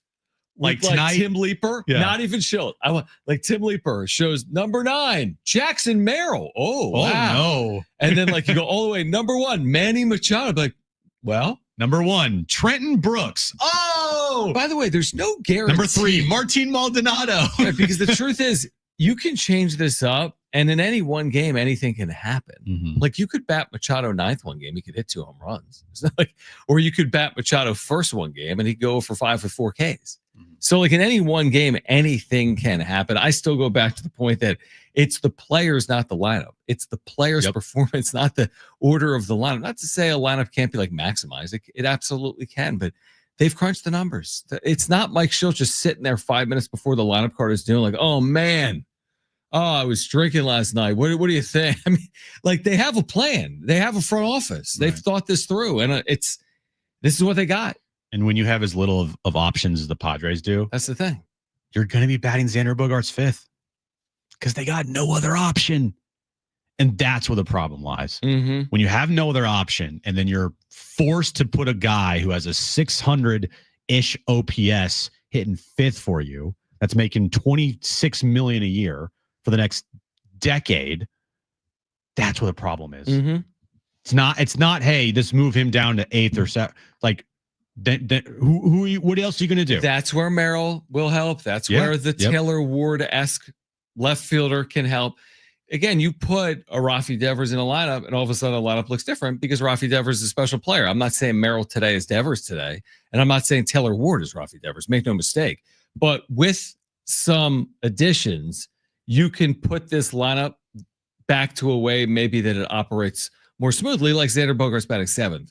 As opposed to Xander Bogaerts batting 5th. I really, really want one day, like in a meaningless game in September, you've already locked up a postseason spot. Your spot is locked in. I want the lineup to be picked out of a hat in front of the media. I want that on TV. Like Padres.tv. Well, they have like a 5-minute pregame show, so you're not going to see it. Right. Which is now sponsored, by the way. Did you see that last night? Well, during the game, it's UC San Diego's in the top right corner, right? Yeah, it's a little weird. UC San Diego Health, maybe? Yeah. The like entire a watermark almost. The entire broadcast. It's like the wrap-up show. You're now a sponsor, you get a watermark. Yeah, kind of like that. Yeah, it's kind of cool. Anyway, I want just one time a manager at the end of the year in a meaningless game with the media during his scrum to be like, all right, here's today's lineup, everybody, and have a fishbowl with 9 pieces of paper in it, and then just pick the names out of the fishbowl. Now, here's my question. Would you include all position players? As in bench players? Oh, yes. So then there's a possibility your bench is Machado, Tatis, Merrill, and Arise. Right. I'm totally fine with that. Because you're still available off the bench. And if Manny gets picked and he gets hitting 8th in a meaningless game, cool. He gets 1 at bat, and then boom, he's out. Yeah, exactly. But I would love just one time. What's wrong with that? Because one time there have been position players to play all 9 positions in a game. They've allowed players to play all 9 positions, including pitch and catch in a game. That's happened in baseball history. So don't give me like, well, the sport, you can't do it. No, you can do it. I think you can do it. You can have fun. Now you put it that way. Maybe you just have 9 names in all the positions, so you don't have to worry about that problem. If the idea of like the sanctity of baseball, like how could you do this? Like, oh, if Luis Campusano's on this team in September for some first, and you have Campy and Maldonado and Diaz on the lineup, like how that's not we gonna can't work. have like 5 catchers. You're right. There's gonna have to be some rules. So 9 players that were going to be in the lineup originally. Put all 26 in. Nah, screw it. Put the pitchers. Yes, I want the pitchers though in a jar. So who's starting? Ryan Bergert. Come on down. Well, you can't do that. Okay, but you can put position players in a hat. Yeah, if you have, but you can't put the starter. If you have 9 position players that are going to be in the lineup the next day, and then you just put all those names in a hat, and you just pick out of a hat during the media scrum, and that's how the lineup will look. Guess what? You can do that. You can't do that. It'll never happen. On the other side, we'll get to the wrap to kick off hour 3. Darnay Tripp, NBC7 will join us coming up at 5 p.m. If you missed Kyle Bonagura from ESPN on the latest with the Pac-12, San Diego State, and realignment, you'll hear that coming up. at 4:30. Plus, we're giving away today a pair of tickets to see Billy Currington. That's coming up Saturday, July 19th, Gallagher Square at Petco Park. But the wrap is next. This is John and Jim, San Diego Sports 760, and live on the iHeart Radio app.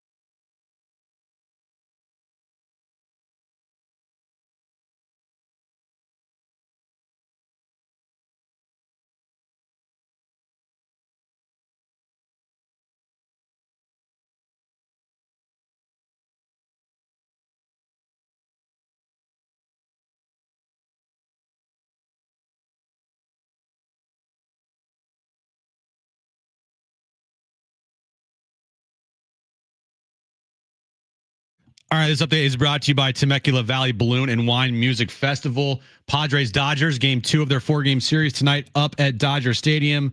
7:10 first pitch. Randy Vasquez on the mound for the Padres. Game 5 of the NBA Finals last night went to the OKC Thunder. They now lead that series 3-2. Bad news for the Pacers, though. Tyrese Halliburton has a strained calf. His availability for game 6 is now up in the air. And game 6 tonight of the Stanley Cup Final in Florida, Panthers and Oilers.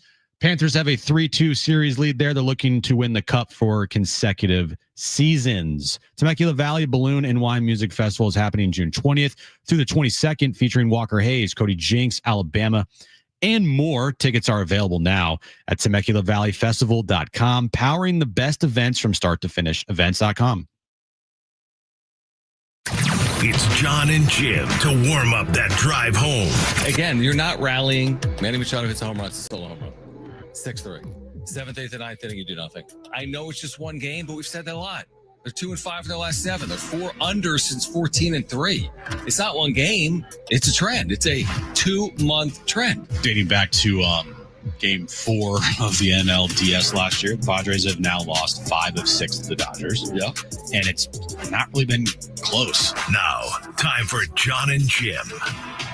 All right, San Diego and Southern California, what's going on? This is hour 3 of John and Jim. We're here until 6. Getting you ready for Padres and Dodgers game 2 tonight from Dodger Stadium in LA. Darnay Tripp, NBC7, will join us at 5 p.m. He has done some research. I mean, some serious deep diving research. Yes, he has. To help this show. Now, do we talk about his research before he joins us at 5 or hold off? Or do we be good friends of Darnay Tripp and hold off and let him release this news? Well, here's the thing. Social Looking media. at our rundown. We got the rapid 4 where we still need to put a question in. That's fine. No big deal. We have 4:15 blank. Okay. We have a replay of Kyle Bonagura. Okay. I'm just giving it to everyone like bluntly. Right. Okay. Then 4:45. We're still looking for some content there too, if I'm going to be honest. Then we got Darnay at 5. My question is, can we hold off until 5? Or do we spend 10 minutes stealing his work and sharing it with our audience? I think the right thing to do is wait until 5 p.m. So that's why I want to do it at 4:15. Okay. No, I'm kidding. We'll wait. Why don't we talk about Yeah, talk about it on the air. What do you think we should talk about during the show? That's cool. Let's do a little brainstorm. What do you think? This All is right. like pick the lineup. Let's have 10 topics we pull out of a fishbowl. Oh, perfect. And we'll be like, yeah, what do you got? Want to talk about Pictionary from today? No, I don't. Okay. How about we talk about briefly the fact that you today in the mail received your first ever Gem Mint 10. No, I don't want to talk about it. Okay. Chris might be listening. I don't know. What do you got? True. That's what I'm saying. We'll figure it out. We'll figure it out over the hour. But that's why what Darnay just tweeted about, and follow Darnay, by the way, at Darnay Tripp, could be useful for our listeners, but we'll do it at 5 p.m. We'll do it at 5 p.m. We'll talk to Darnay about it. Did you see? I have something. Yeah. Wait. Did you see what Rafi Devers said today in his introductory press conference? That he'll play anywhere? That he's open to playing anywhere. He'll do whatever the team says. It doesn't surprise me because oftentimes when you're dealing with infighting, like it's just like like it's just in the here and now. Yeah. And then something changes in a relationship or a dynamic and the people change. It reminds me of the Jimmy Butler trade. Okay. From Miami this past season to the Warriors, where in Miami that relationship was cooked and there was just hatred on both sides. You know, Jimmy to Pat Riley and Pat Riley vice versa to Jimmy. Gets traded to the Warriors. I'll do anything for this team. I'll my minutes, my shots. I will literally do anything for this team. Now again, he got paid once he got traded to the Warriors, so that probably helped a lot. But it just shows you, and Pat Riley is one of the best just front office executives in the history of basketball, right? But when you look at the Red Sox here, and you look at how this Rafi Devers, I guess, drama saga ended and how it all came about, was the simple fact that the communication between the both sides were awful. And look, Rafi Devers going into this season isn't going to go to the Red Sox front office and be like, hey guys, I know I've been playing third base for, my entire career with you guys. So I just wanted to double check to make sure that, I'm still your third baseman. Why would he do that? Why would he go to the Red Sox at the beginning of the year before they signed Alex Bregman and just, double check that he's still the third baseman for the Red Sox when he's been the third baseman for the Red Sox for his entire career? I mean, it reminds me a little bit, honestly, once a relationship goes sour, it's tough to get back. I mean, it reminds me of Preller Melvin.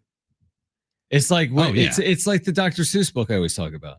When you have two stubborn people that are unwilling to move, They just stare at each other, and the world goes on around the two people. So Preller Melvin is a good example. Devers, Red Sox. You're talking type A. When you get type A superstars and money involved, you are basically sometimes going to end up in those situations. Happens all the time in the NBA. Happens, it happens in professional sports is my point. I think the winner in this is the San Francisco Giants. I do too. And we'll see if that's true or not. I think they're the winner. That's got to happen on field. If Devers is going to be the team first guy over the next 8 or 9 years, that remains to be seen. He will be to start it here in 2025. But I think in the short term and probably in the medium and long term, the winner here is the San Francisco Giants. Yeah, I think it's as much on the Boston Red Sox as it is on Rafi Devers. I agree with that. Probably more so. Yeah. Now, again, we don't cover the Red Sox on a daily basis, so there's probably a lot there that's under the blanket that we don't really know about. But he made strong public statements, which is always interesting. Yeah, from a player, right? It's one thing to do it.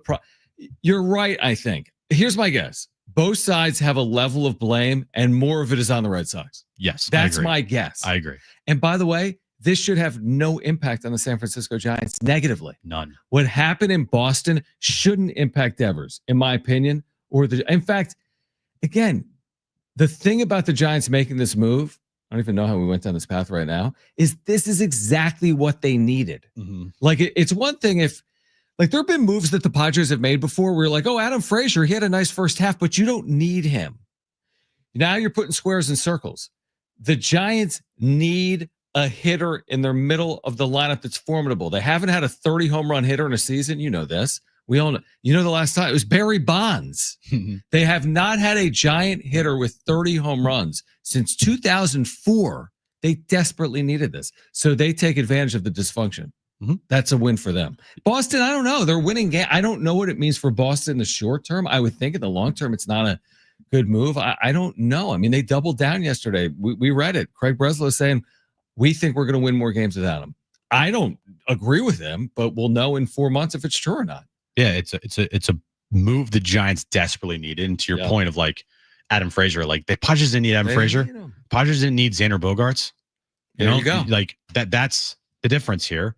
It's like, when you need somebody, when you're the Padres, it's like it's sometimes position player wise, the fit doesn't always work. That's why we liked to rise last year. They did need a catalyst perfectly. Yeah.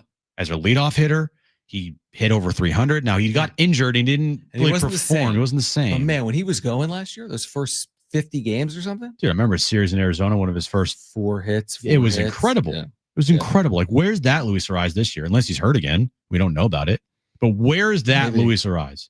Right. But yeah, back to the, just the Giants and the Red Sox saga and what Rafi Devers said today to the San Francisco media. I think at the end of the day, the Red Sox here bear most of the blame. Not saying that Rafi Devers doesn't deserve any blame either. He absolutely does, because once you go public with everything that's behind closed doors, then you're a part of a problem and you've escalated a situation. It's like, why did you say that? Right. We've been in that position before. It's like, why did you guys say that? Well, we said it. Can't go back now. Sure. But it all started with the lack of communication from the Red Sox to signing Alex Bregman to saying that, Rafi Devers is not going to be your third baseman anymore, when Rafi's like, wait, what? And then basically telling him through the media, you're going to be our first baseman now. And he's like, I'm not playing first. I was like, what? This is the equivalent, and this might be a hot take here, and I'm not trying to make it a hot take because I don't. Come on, Emmanuel Acho. Here, I'm gonna give you a hot take. I'm gonna give you a hot take. I got to be careful how I say this. This is the equivalent of the Padres and Machado going sour in year 2. He was 27, okay, and Devers is 28. This is the equivalent of it going sour with Machado in year 2. What? How so? I'm saying if this happened, I'm saying that a Devers player on the move at this age. Because he signed a 10-year deal for $300. Devers signed a 10-year deal for $300. I thought you did. I thought you said that it did go sour with the Padres. No. Okay, I got you. But imagine the Padres in year 2 of Machado here, right in his prime, trading him away because of communication issues, malcontent, discontent, whatever. It didn't work. Forget about the return for a second. But what I was going to say, I don't think it's that hot of a take. It's not to disparage Machado, who's a first ballot Hall of Famer and doing things that nobody's going to do in the future, 500 and 3,000 potentially. I think you could argue Devers is it might be a hot take. I think you could argue Devers is a better hitter. Now, he's younger. He's 4 years younger. He's a true power hitter. Machado's an everything hitter. He's a hitter for average. He's a gap to gap, 30 home run I don't guy. think it's that wild of a take. It's not that right. But I mean, again, to say it here, where Machado's in his 7th season and trending towards a Hall of Fame plaque with the Padres hat, I'm saying is a strong statement to say that Rafi Devers is a definitively better hitter than Manny Machado. But that's what we're talking about. You're talking about trading Manny Machado as a 27-year-old in his 2nd year. Like, that has far-reaching ramifications, and that's the type of move that maybe has played out depending on what Devers does here on the other side of it. And what the Red Sox have done is, by using former Red Sox like Big Papi and Kevin Millar, and what, Craig Breslow and I don't think John Henry's spoken, but the president, whoever their president is, I think he was on WEI. I don't know. Yeah, is they have just tried their hardest to smear the name of Rafi Devers. And Devers, to his credit, hasn't taken the bait the other way. They're like, do you have any regret? Like, do you have anything to say to Boston? No, it happened. I've nothing poor to say about the Red Sox. And they have done a really good job in Boston. I don't think it's working because I think Red Sox fans are smarter than that. Yeah, I agree. But they have done a good job of what their ultimate goal was after trading Devers, which is make him look like the bad guy, smear his name as much as possible, and discredit him as a player and how he didn't fit our culture here. The only thing they can do, the one thing that kind of softens the blow in Boston, is if they do win. This is I just saw on ESPN, it's their longest winning streak in over 2 years. They've won 6 straight. They're well over 500 right now. They're going to Oracle, by the way, this weekend. How about that? That's how crazy is that? Yeah. Red Sox in San Francisco. It would be maybe more wild the other way. Devers in Boston. Yeah. As opposed to Devers in San Francisco, but there's a lot of tentacles to that story, is the point. And I think it's a fair comp, though. What if the Padres traded Machado in his 2nd season here? And what would that mean for the franchise and the franchise he was traded to? That would mean pitchforks outside of Petco Park. Yeah, exactly. All right, let's get to the wrap now. On the other side, Darnay Tripp will join us at 5 p.m. with the deep dive he took today on social media to share with our listeners. You'll hear from Kyle Bonagura, ESPN, on Pac-12 and what comes next with the clock ticking when it comes to realignment. You'll hear that coming up at 4:30, but the wrap is next. This is John and Jim, San Diego Sports 760, live on the iHeart Radio app.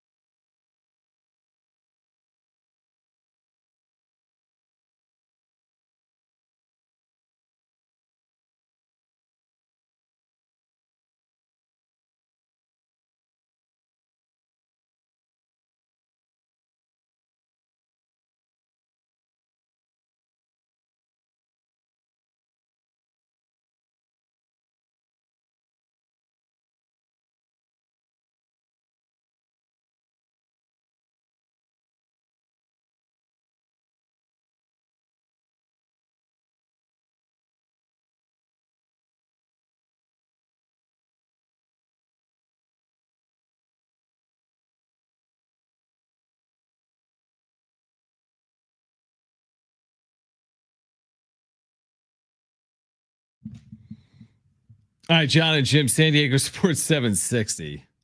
ESPN's Kyle Bonagura on the Pac-12. And what comes next? If you missed it, you'll hear it at 4:30. Darnay Trip at 5 p.m. Let's get to this. We typically get to the wrap at 4. We didn't, so let's get to the wrap.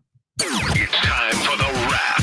Presented by Sombrero Mexican Food. Check out their website at sombreromex.com. Are the Thunder a lock to win the NBA Finals now? Yes, 100%. With the Tyrese Halliburton injury, Yeah, that hurts. yeah, big time. I think this thing is over in Game 6. This Could be. yeah. Yeah. Like everything the Thunder have been, have dealt with as far as down in a series, they've overcome all of it.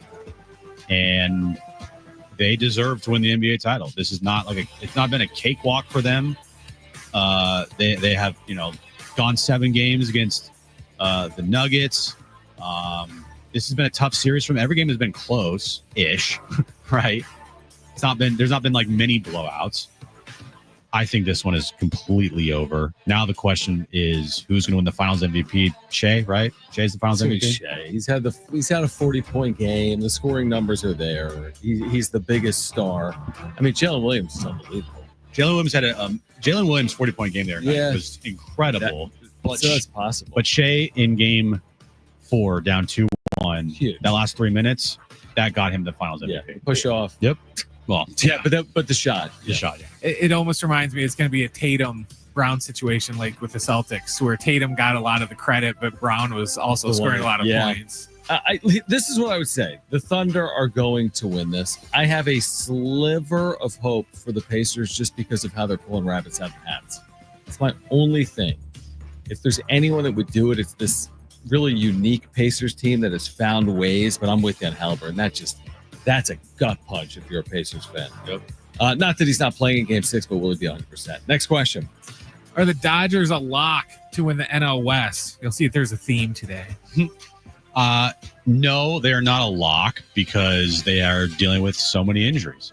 Now they played great against the Padres, but they aren't a lock. Right. They were like 15 games up already on June 17th. Then they'd be a lock. They'd be a lock. They're not a lock. There's still a ton of time in the season. Things could go wrong, but they are the heavy favorites. That's for sure. No, I completely agree with you. I'm just going to look at Fangraphs, and they give the Dodgers this % chance to win the division. Guess just division, not playoffs. Their chance to win the division. 75%.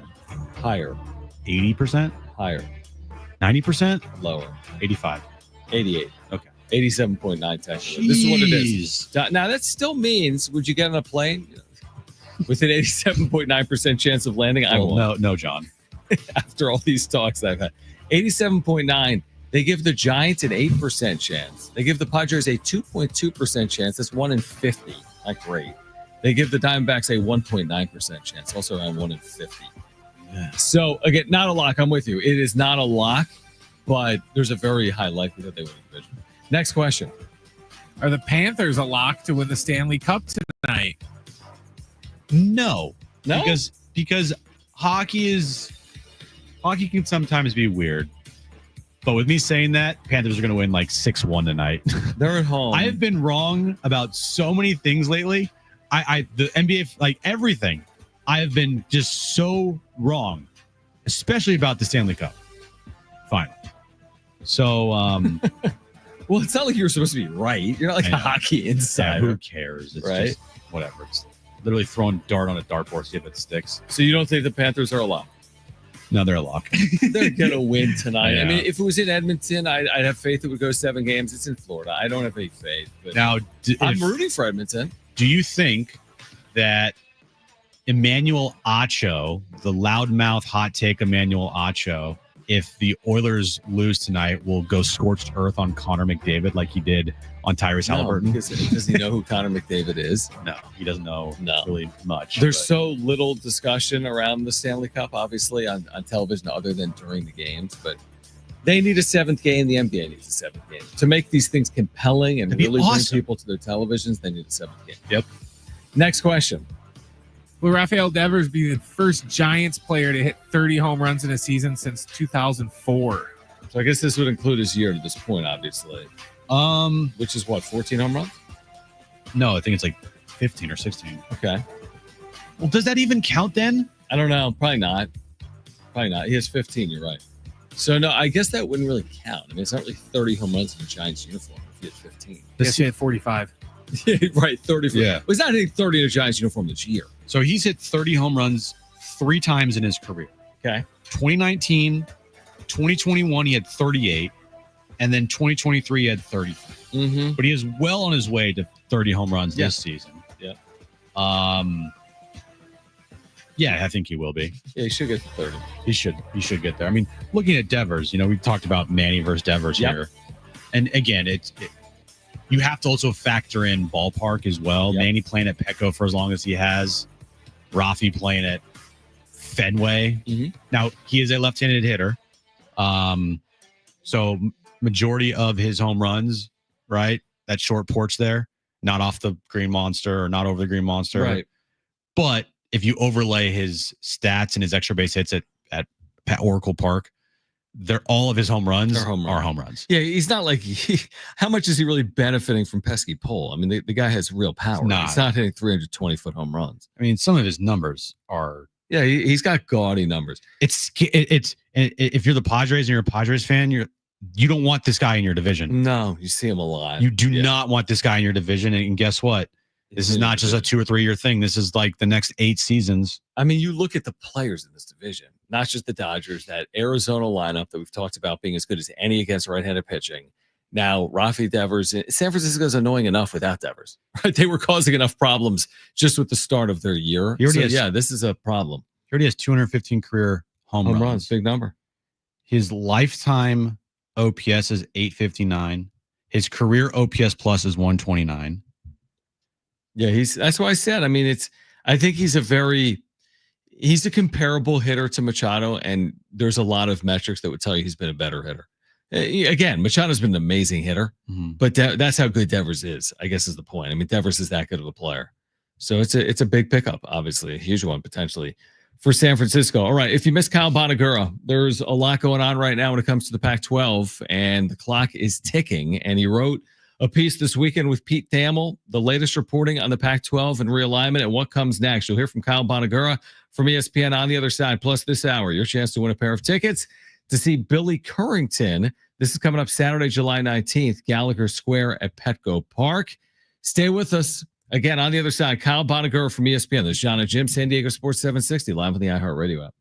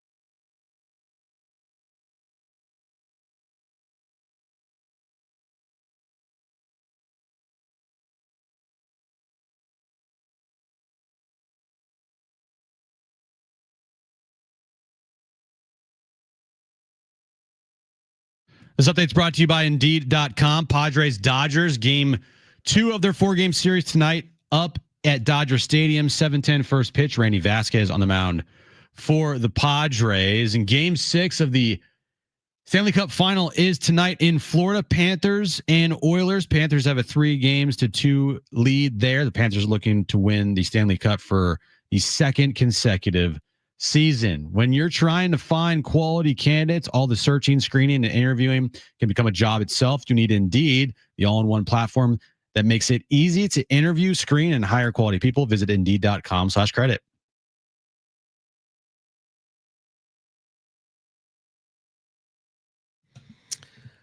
All right, John and Jim, San Diego Sports 760. Your chance in 15 minutes to win a pair of tickets to see Billy Currington. This is Saturday, July 19th, Gallagher Square, Petco Park. And coming up at 5 p.m., Darnay, we kept our promise that we didn't even make. We will wait until you join us, Darnay Chair from NBC7, to talk about your tweet that was so well thought out within the last hour. This stat is all yours, buddy. And you're going to share it with our listeners coming up at 5 p.m. Our listeners could just go to Twitter and find Darnay, but if you're not going to do that, he'll join us coming up at 5 p.m. But we had Kyle Bonagura from ESPN on the show earlier, a great college football reporter with ESPN. He works with Pete Thamel. And we started the conversation because he's been writing about the Pac-12 and realignment. We started the conversation earlier about the timeline and the timeline that the Pac-12 is currently working with.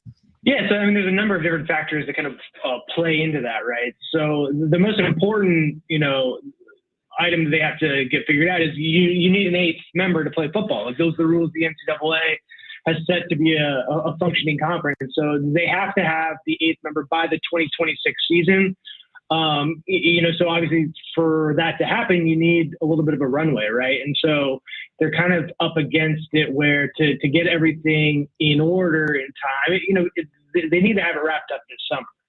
If you kind of press in on that a little bit closer, there's a July 1 date where the buyout, for Texas State in particular, jumps from $5 to $10 million. And so for a school like Texas Tech, which is going to be footing their buyout most likely, that's a $5 million increase that they don't want to pay, right? And as the Pac-12 is trying to be a good partner with Texas State, you would assume that they would try to get this thing done before then. So those are the kind of the 2 dates that are looming in terms of Texas State. As far as the media rights deal is considered, I think that, while they're kind of operating on parallel paths there, that's also something that the Pac-12 would like to have wrapped up sometime this month. Now, whether that's before or after a potential announcement of Texas State, I don't think it's necessarily too important.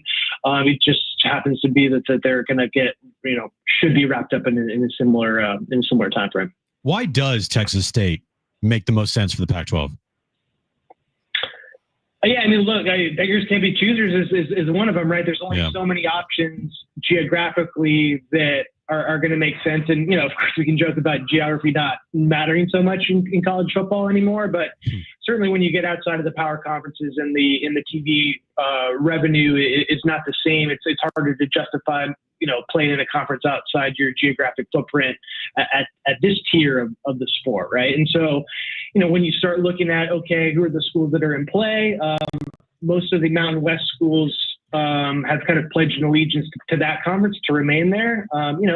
They signed the grant of rights to remain there for the next few years. Those things can be negotiated away as well. So you can't write off the possibility of one of those schools changing their minds and wanting to go to the Pac-12 at some point. I don't expect that to happen. I don't think that's going to happen. The financials just don't make a lot of sense at this point in terms of what buyouts and all that sort of stuff would look like.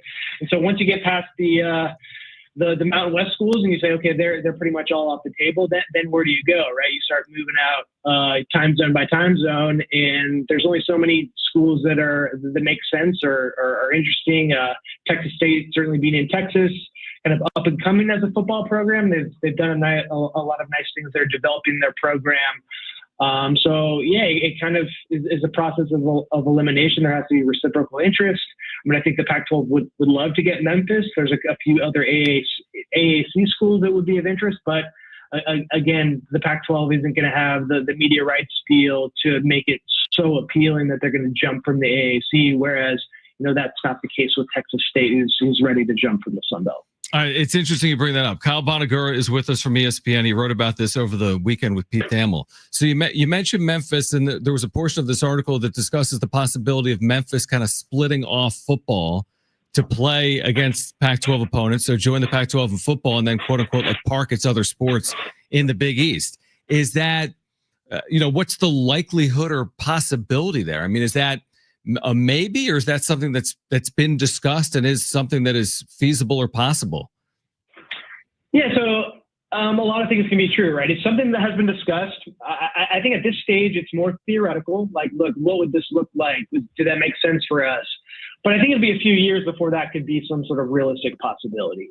And I think as we've all learned in college sports over the last few years, what the landscape looks like today versus what it's going to look like in 3 years is completely different, right? And so it's something that's intriguing to Memphis because I think that they would like their football program to be placed a little bit more prominently, and I think this new look Pac-12 will be it'll be looked at more favorably than the AAC, not by a lot, but I think it's pretty clear that this group of schools in the Pac-12 is a little bit of a cut ahead. But at the same time, the media revenue, like I was just saying, isn't such an increase where you can justify moving all your other sports. And so Memphis, you're kind of getting further enough across the country where having the Olympic sports, compete against schools in the Northwest and the West Coast, that's not too appealing, right? You can't make the same justification that a school like Oregon or Washington or the LA schools did to join the Big Ten, right? Or even Stanford and the AAC or the ACC rather. So I think that's why they would be open to the idea of playing football outside of whatever the conference they end up in with their other sports. And at the same time, I think it's certainly reasonable, even likely that nothing changes and they stick with the AAC too. There's just so many moving pieces and variables here to try to handicap that far out into the future with much clarity is really tough to do. Kyle, is there any update with what's playing out like behind closed doors with the Pac-12 and the Mountain West, and how much of this is tied to like those mediation efforts? You got mediation, you have a media deal, you have expansion. How are these all tied together, or are they individual pieces that aren't necessarily all tied and connected? Yeah, so I think they're loosely connected, right? Because if, the Mountain West, the way they had this like scheduling agreement drawn up with the Pac-12, they were trying to protect themselves against, getting poached. They included poaching penalties. The contract, and I've read it, calls for several $1 million per school if the Pac-12 were to have grabbed these Mountain West schools. And it all adds up to about $55 million on paper. The Pac-12 is fighting that. They're saying this is an illegal clause. This shouldn't have been allowed in the contract. Mountain West is like, well, you signed it. Here it is. So they're in mediation now to determine, what happens to that $55 million. And I'm not going to pretend to have a great sense of where that's going to end up, but look at the two ends of the spectrum, right? If the Pac-12 doesn't have to pay anything, that's $55 million of savings that they can put towards whatever they want, whether that's helping with a buyout for another school, whether it's, enticing, paying out more to their current schools. There's a whole number of ways they could use that money. And the same goes for the Mountain West, right? If they have this $55 million from the Pac-12, that makes them a little bit more. They have the freedom to go chase different schools and improve their conference in certain ways, right? I think what's probably going to happen is it ends up in the middle. I think that's why they're in mediation. They don't want to. Neither side wants to really gamble that you'll get stuck too far to one side of the equation. So that's kind of where the mediation is coming from. There's also individual buyouts with the schools that are involved in that as well. And so, look, if all of a sudden the Pac-12 has, let's just use a number just to make the math easy, $50 million more than they have now as a result of how mediation plays out, maybe if you can use that to incentivize Memphis to come for football, right? So maybe it helps you, change the look and the makeup of the conference down the road. But that stuff still has some time to play out. I don't think anyone has a great sense of when mediation will arrive at any sort of finality. Kyle Bonagura, ESPN with us. Just a couple of more, Kyle. What about the media figure in terms of dollars for these schools? Will the Pac-12 schools be receiving more money than the AAC schools, for example, in your estimation? So I think what's going to happen is, like, eventually in the next AAC contract, and I don't have it in front of me right now, but like I think eventually the football deal for the Pac-12 will be more than the ACC, but in the short term, it's also not going to be as high as what some of these consultants had kind of projected. There was like numbers that came out in these, like San Diego State was certainly pitched on the idea that the TV revenue could be as high as $15 million a year. They're not going to touch that. Like, I don't think there's any expectation now in a kind of college sports landscape that it's going to be above 10 even at this point. I think what's kind of still important to understand is, like, the TV payout will be higher than it would have been in the Mountain West. There's other revenue generators that the Mountain West, the schools that have moved over, will benefit from. But still, this is still not a power conference, right? Like, it's going to be a good, fun, regional football conference, but it's still, it's going to be tens of millions of dollars below the other tier of the sport. And I think where it nets out will be comparable to the ACC, whether it's $1 million here, $1 million there. I'm not sure who will end up in head, and ultimately, I'm not sure that when we're talking about $1 million, $2 million there, it really will make much of a difference either. And then my last one would just be: is there any like wild card in this? Like, the Texas State has been discussed for months. Memphis and some other AAC schools have been discussed maybe for close to a year at this point. There's St. Mary's basketball that's out there on the periphery. Is there any like completely outside the box thinking under the radar that still could play out in the coming weeks, or is that more and more less likely as we get closer to some of these deadlines?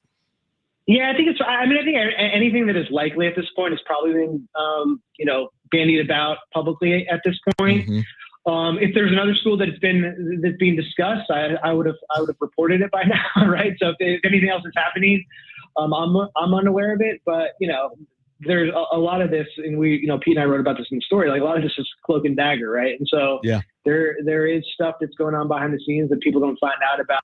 And then it pops. I mean, I go back to when UCLA and USC announced on the same day, like, that came out of nowhere, right? And so that stuff can happen, and until it does, it's hard to predict. But again, there's just so few possibilities at this stage of realignment. Like, the trickle down effect has gotten to this point in college sports where there's just no one left. I mean, you could talk about a school like Sacramento State moving up from FCS, something like that. You could see down the line, but I think for the time being, most of the possibilities that have a real likelihood of coming this summer are public, or people have at least discussed it, I guess.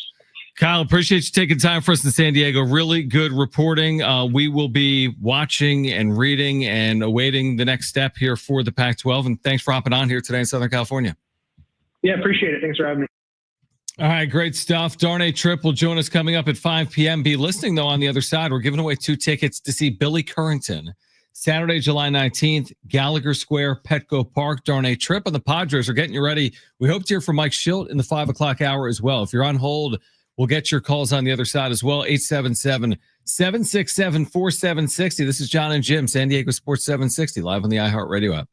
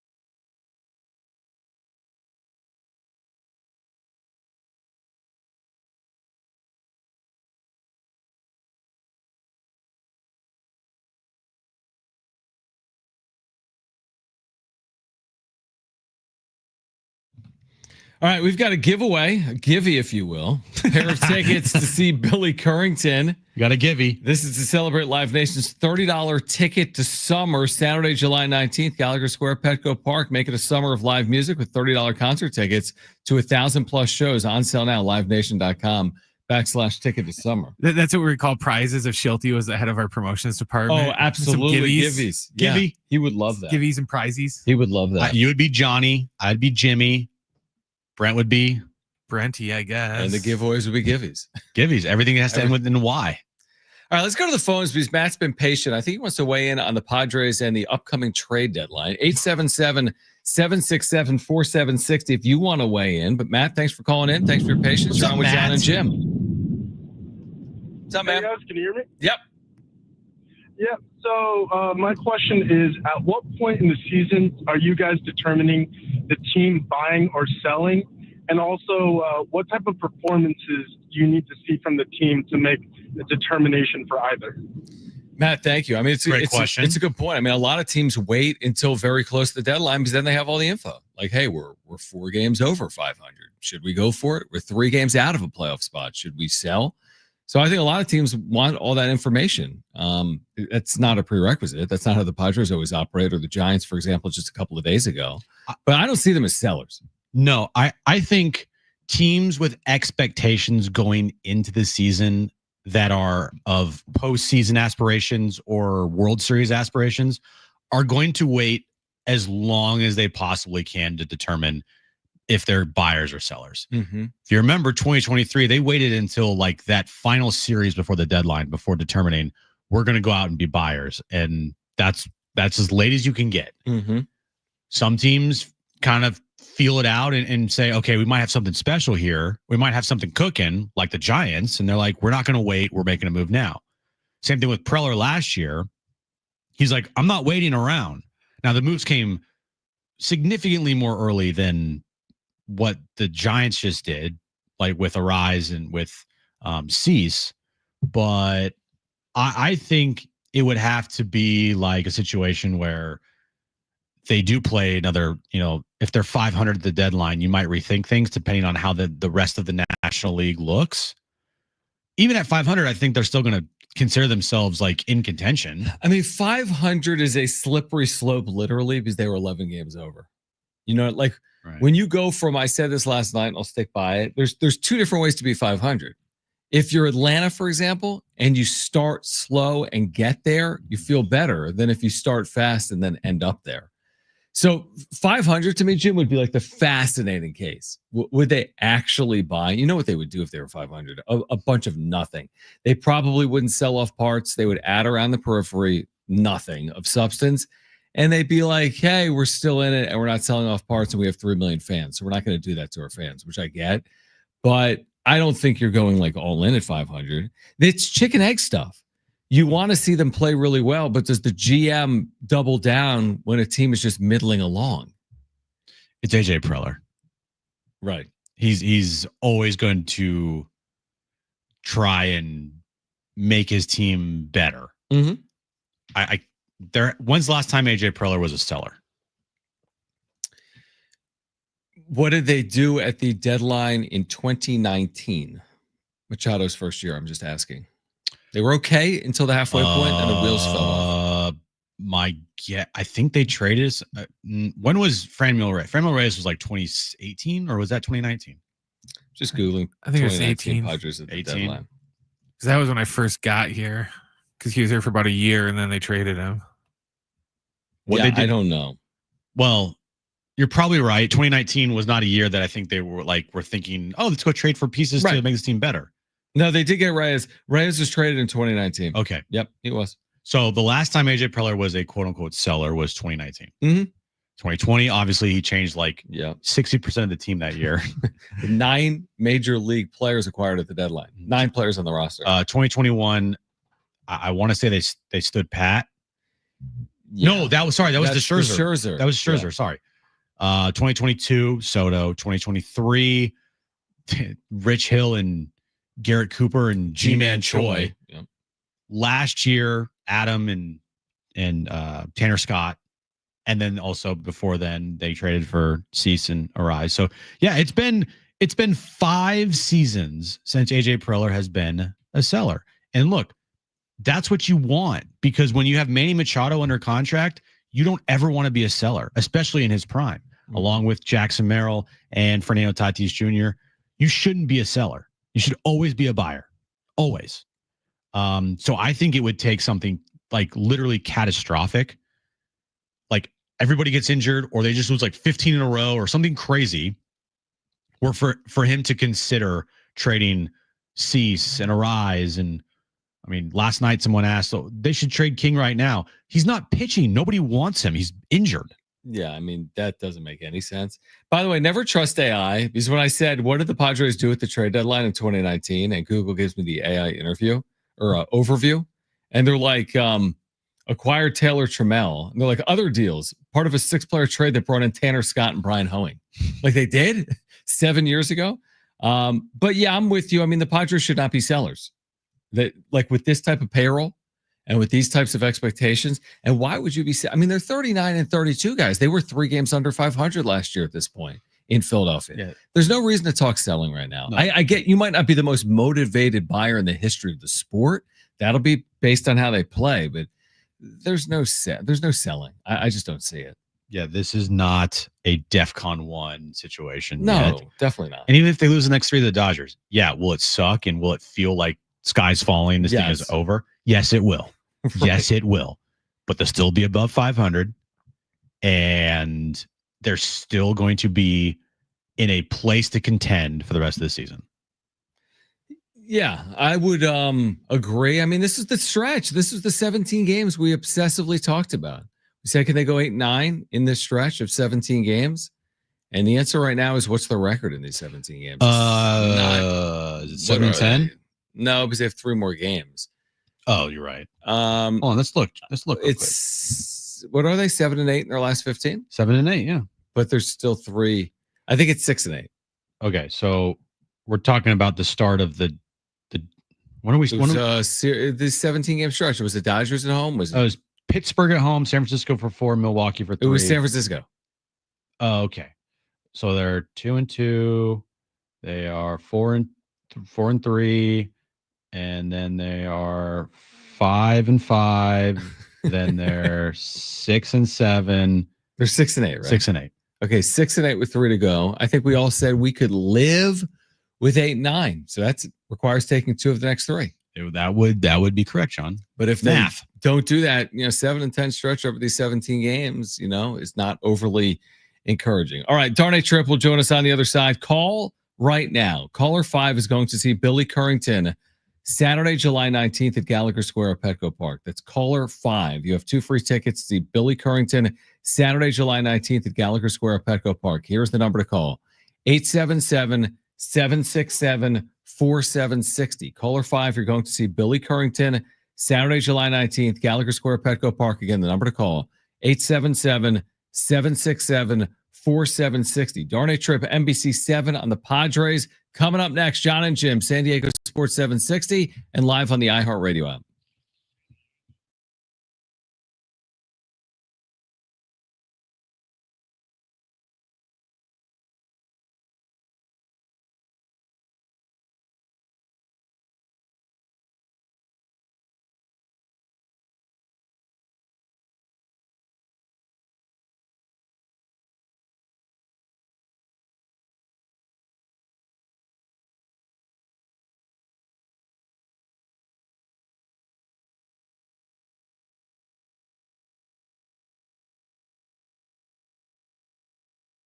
All right, hey guys, it is John and Jim again for the all-new Jamul Casino Resort, the Players Place, and things are getting real this summer at Jamul Casino Resort.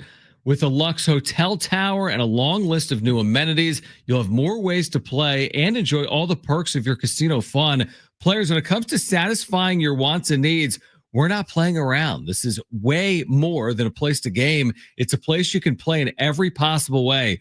Opening late summer, reservations now open. Visit JamulCasino.com. That's JamulCasino.com. And John, get ready to elevate your gaming experience with their brand new casino app. Get 200,000 bonus coins when you sign up and enjoy real rewards with every in-app purchase. Just play online at playhamulcasino.com. That's playhamulcasino.com. Also, catch all the sports action at Tony Gwynn's Sports Pub plus Savory Bites, where fandom meets fantastic at the all-new Hamul Casino Resort, the Players Place.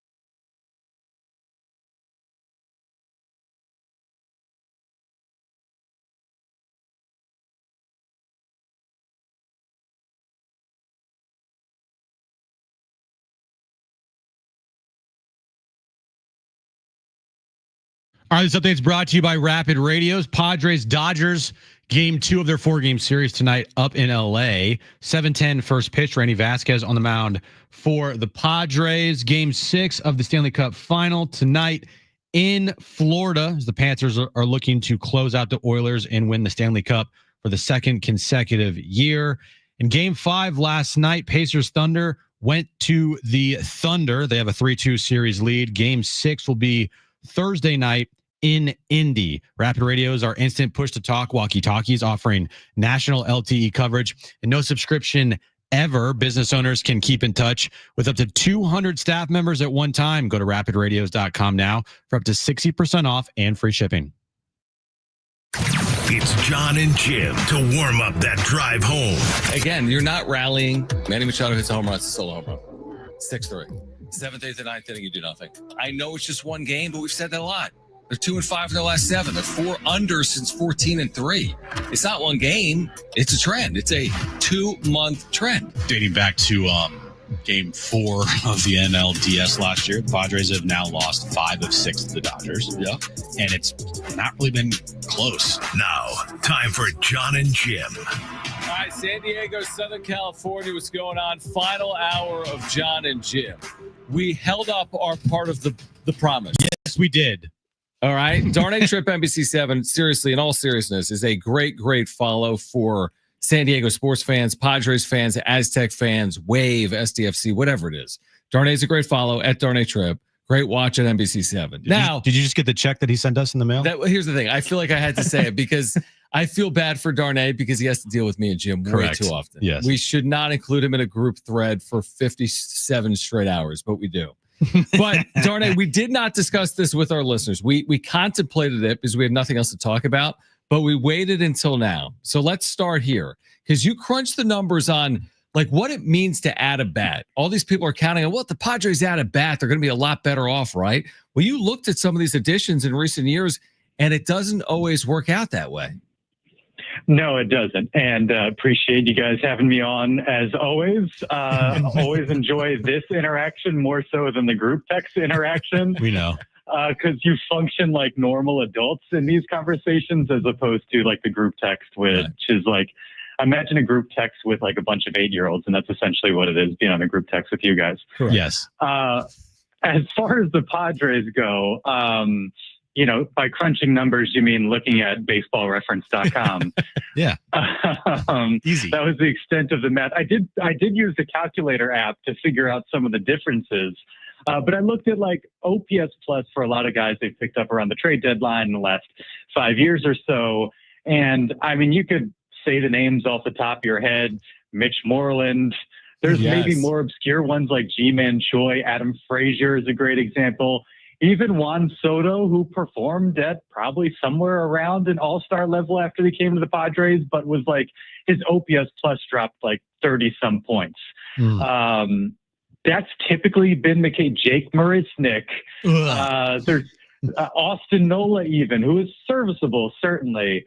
But if you go down the list, the trend has been these mid-season trade deadline type acquisitions just have not popped. Garrett Cooper really being the one exception. His OPS plus went from 89 to 99, which is right at league average. And so that's, this came up when I was talking to Derek last week on Fryer, and I've been meaning to look this up for a little while because this isn't breaking news to any of us. We've lived through it. We've seen these trade deadlines like 2021 when they were in desperate need of a bat. Adam Frazier was a weird positional fit, but you figured he'd hit 300 and keep the line moving at the very least, even if he didn't provide you any slug. But even he had a drop off from where he was that season where he had been so consistent for Pittsburgh. And so it just gives me a little bit of concern. Obviously, they went out and got Luis Ariz last year, and Luis Ariz was an all-star and won the batting title. So there are exceptions to this, but for whatever reason, there has kind of been diminishing returns for the large majority of these mid-season acquisitions. And it feels like we're at a place right now with the Padres where they can't afford to have that happen again. They seem to be in dire need of not one, but probably two bats. Where are you at with your level of concern with the trends of this team offensively and in the pitching side as well with the injuries to King and Cease? Where's your level of concern at for this team? Maybe growing, but I don't know if I'm quite. I don't even know if my hand is hovering over the panic button at this point. You need Jackson Merrill to come back. Obviously, that was a bummer what happened over the weekend. I'm certainly concerned about Michael King, and it seems like Darvish is progressing, so that's hopeful. Tatis seems to be coming around. Machado's been incredible. So I don't know. And what we saw last year is like, look, they were a 500 ball club for 100 games, and then they out of nowhere just went on a tear. In this case, I mean, the last couple months or so, they've been really since like the 19 game mark, they've been a 500 or slightly below 500 club, and they've dealt with the injuries, they've dealt with some slumps and all that. So I don't know if I'm close to, sounding off any alarms or anything like that. It's a team I expect to be in playoff position somewhere in the mix, and we'll see what they look like in September. But, certainly nobody feels all that optimistic about what's going on right now because it has been a tough watch, certainly offensively and definitely in the bottom of the order of late. Darnay Tripp, NBC7 with us once again. John and Jim, San Diego Sports 760. How do you see things right now with Tatis? One hand, he's had multi games. He's looked like the player we saw earlier. On another hand, it's amazing. He's gone 17 plus games without a home run. So where are you right now in Fernando Tatis Jr. and, his better play, but again, still lacking some of that slug we saw throughout the course of his career. Yeah, and maybe that's something that will come around as he comes around, or at least that's the hope. You've seen him a little bit more consistent. What is it now? 4 straight multi-hit games. Yep. He hadn't had 3 this season before the weekend series against Arizona. You need the power. You need the power from somewhere in this lineup. The slug hasn't been there. There's obviously the conversation of, where he fits best in a lineup where you're not hitting a ton of homers and it seems like a lot of solo shots. And, if you have that guy hitting leadoff, there's fewer opportunities for him to do damage with guys on, especially when the bottom 3 in the lineup aren't giving you a whole lot. So I think I'm trying to be encouraged just because it seems like he's come back to life a little bit the last few days, and hopefully with that will come some power. It's just hard to tell kind of, mechanics where things are. He seems to have ditched the leg kick, which apparently is working well for him. But for as good as he was, as potent as he was early in the season, for whatever reason, the power's dropped off. And that's going to continue to be a concern just because he's one of the 2-3 guys, if you include Gavin Sheets, I guess Jackson Merrill to some degree as well, but it's kind of tailed off for him. There's just not a whole lot of power sources for this team. Tatis probably being the foremost, and this team needs that guy right about now. Do you have any, and I mean any, faith that Xander will turn any of this around anytime soon? I think there's always going to be that part of me that, like, that guy. You know who that guy was in Boston, and he's just, he, as far as we can tell, just like a good guy, hard worker. You can tell he wants it. You can tell that it bothers him. Mm-hmm. And so, it's when those guys are accountable, when you can tell they're kind of wearing it and feeling it, it's easier to kind of feel for them. Even though that contract is an albatross, as far as this team goes and their maneuverability during the offseason, and even now when you consider some of the potential additions. So, again, there's been some positive signs from him, but we've also seen that through the course of the season. We've talked about hard hit balls. We've talked about him coming through in some big moments. It just, we haven't seen it with any sort of consistency. I would love for it to click. Do we have reason to think that all of a sudden it's going to happen? No, probably not. But I think the track record and just kind of the guy and the makeup, at least it holds inside of you just that little glimmer of hope that eventually something's going to click. I couldn't believe when you tweeted last night, it was the first time all year he had extra base hits in consecutive games. I know the home runs haven't been there, but that did surprise me.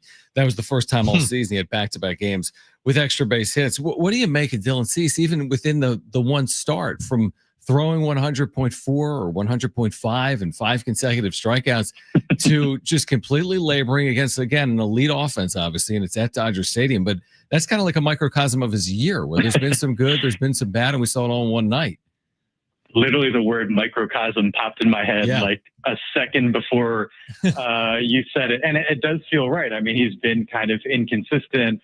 He'll have one start where he looks kind of like Dylan Cease and another where he comes back to earth, and he just hasn't been as reliable as this team needs him to be. It's hard to maybe tell why, if it's a control pitch location thing. Maybe it's I feel like there's parallels between he and Blake Snell. He's gone deeper, I think, more consistently than Blake Snell, and has kind of that will and determination to get you that extra inning. Maybe it's because they're like 4-seam slider dependent guys. And I don't know, I find myself watching Cease and sometimes having that similar feeling where if the location is not there, things just have a way of kind of, snowballing on him. And we saw that last night. Was a perfect example. A lot of not super hard hit balls either. There's also kind of the batted ball luck that seemed to go against him as well. But either way, the results have not been what you wanted from a guy that, came here, you'd think, with Cy Young potential. And it has not been the case this season. And then you can't help but wonder how that projects. Maybe it'll make it a little bit easier, at the end of the year, if he decides to move on, to say, okay, if he's going to be a 4.5 ERA guy, we're not going to be too upset to see him walk out that door. But right now, given the state of the rotation, they kind of need Dylan Cease to be Dylan Cease. In all the sports that you've covered over the years, Darnay, have you ever covered a flukier, weirder injury than I slept wrong and now I'm going to miss potentially like 2 months of baseball?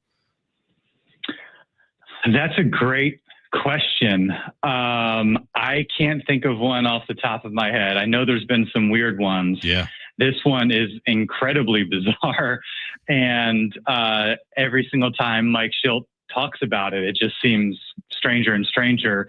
Obviously not a pure baseball injury, so they seem to have no idea quite what to do with it. And Schilt said something, he said case by case basis. And for whatever reason, I think this was last week, that made me a little bit concerned because that suggests that there's a kind of a vast array of possible outcomes. And the fact that he's not able to kind of throw consistently. So even if he did get healthy, how much time would it take to kind of build him back up? I have no idea what to expect at this point, but as long as it goes week to week without any clear answer or plan for him going forward, it doesn't feel great. Does it feel fishy to you? Like, are you buying that he just slept wrong, or do you think there's something more to it? What are you suggesting, Jim? I don't know. I'm just saying it's like, was it something that actually occurred in some baseball setting? Like, okay, him sleeping wrong obviously is a big factor here, but do you think there might have been something before that and this kind of just triggered everything? Or do you think it's just solely like, all right, I buy it. Like, do you 100% buy it? It does sound kind of weird, right? Yeah, it does. Now, like, we've all slept weird, right? Yep. But we don't have, the wear and tear on our arms. We're not like doing that motion full force over and over and over again. But then I would also think if that were the case and it was just like I slept weird and I also have this job that requires me to use my back and my shoulder and my arm a lot, like then this probably would have happened to somebody else where like, they had, a weird night on a mattress at a hotel in some strange town and it just made them not feel good. The whole thing is very, very bizarre. I can't make heads and tails of it. King seems like a stand-up guy, so I would believe him. But, until we have more information, it's really hard to know what to do with it. Darnay, we always appreciate it. Listen, you're welcome here anytime. You don't have to text us. we made you a promise. We won't text you for 24 hours. Is that what we said now? I think that was. I'm not keeping that. Yeah, for a day. Yeah, no, that was, you led with that text. I did. I mean, that was your offer. Yeah. I'll text you top of the first inning. And I'll text you bottom of the first inning. Thanks, Darnay. It's not going to take that long for Jim to send the follow-up text. No. Appreciate it, Darnay, as always. Thanks, man. Thanks for doing it. Darnay Tripp, NBC7. Really good follow on social media for San Diego sports fans at Darnay Tripp. Let's react to some of that conversation on the other side. Hopefully we'll hear from Mike Schilt before this game starts as well. We have Jim's back page coming up too. John and Jim, San Diego Sports 760 and live on the iHeart Radio app.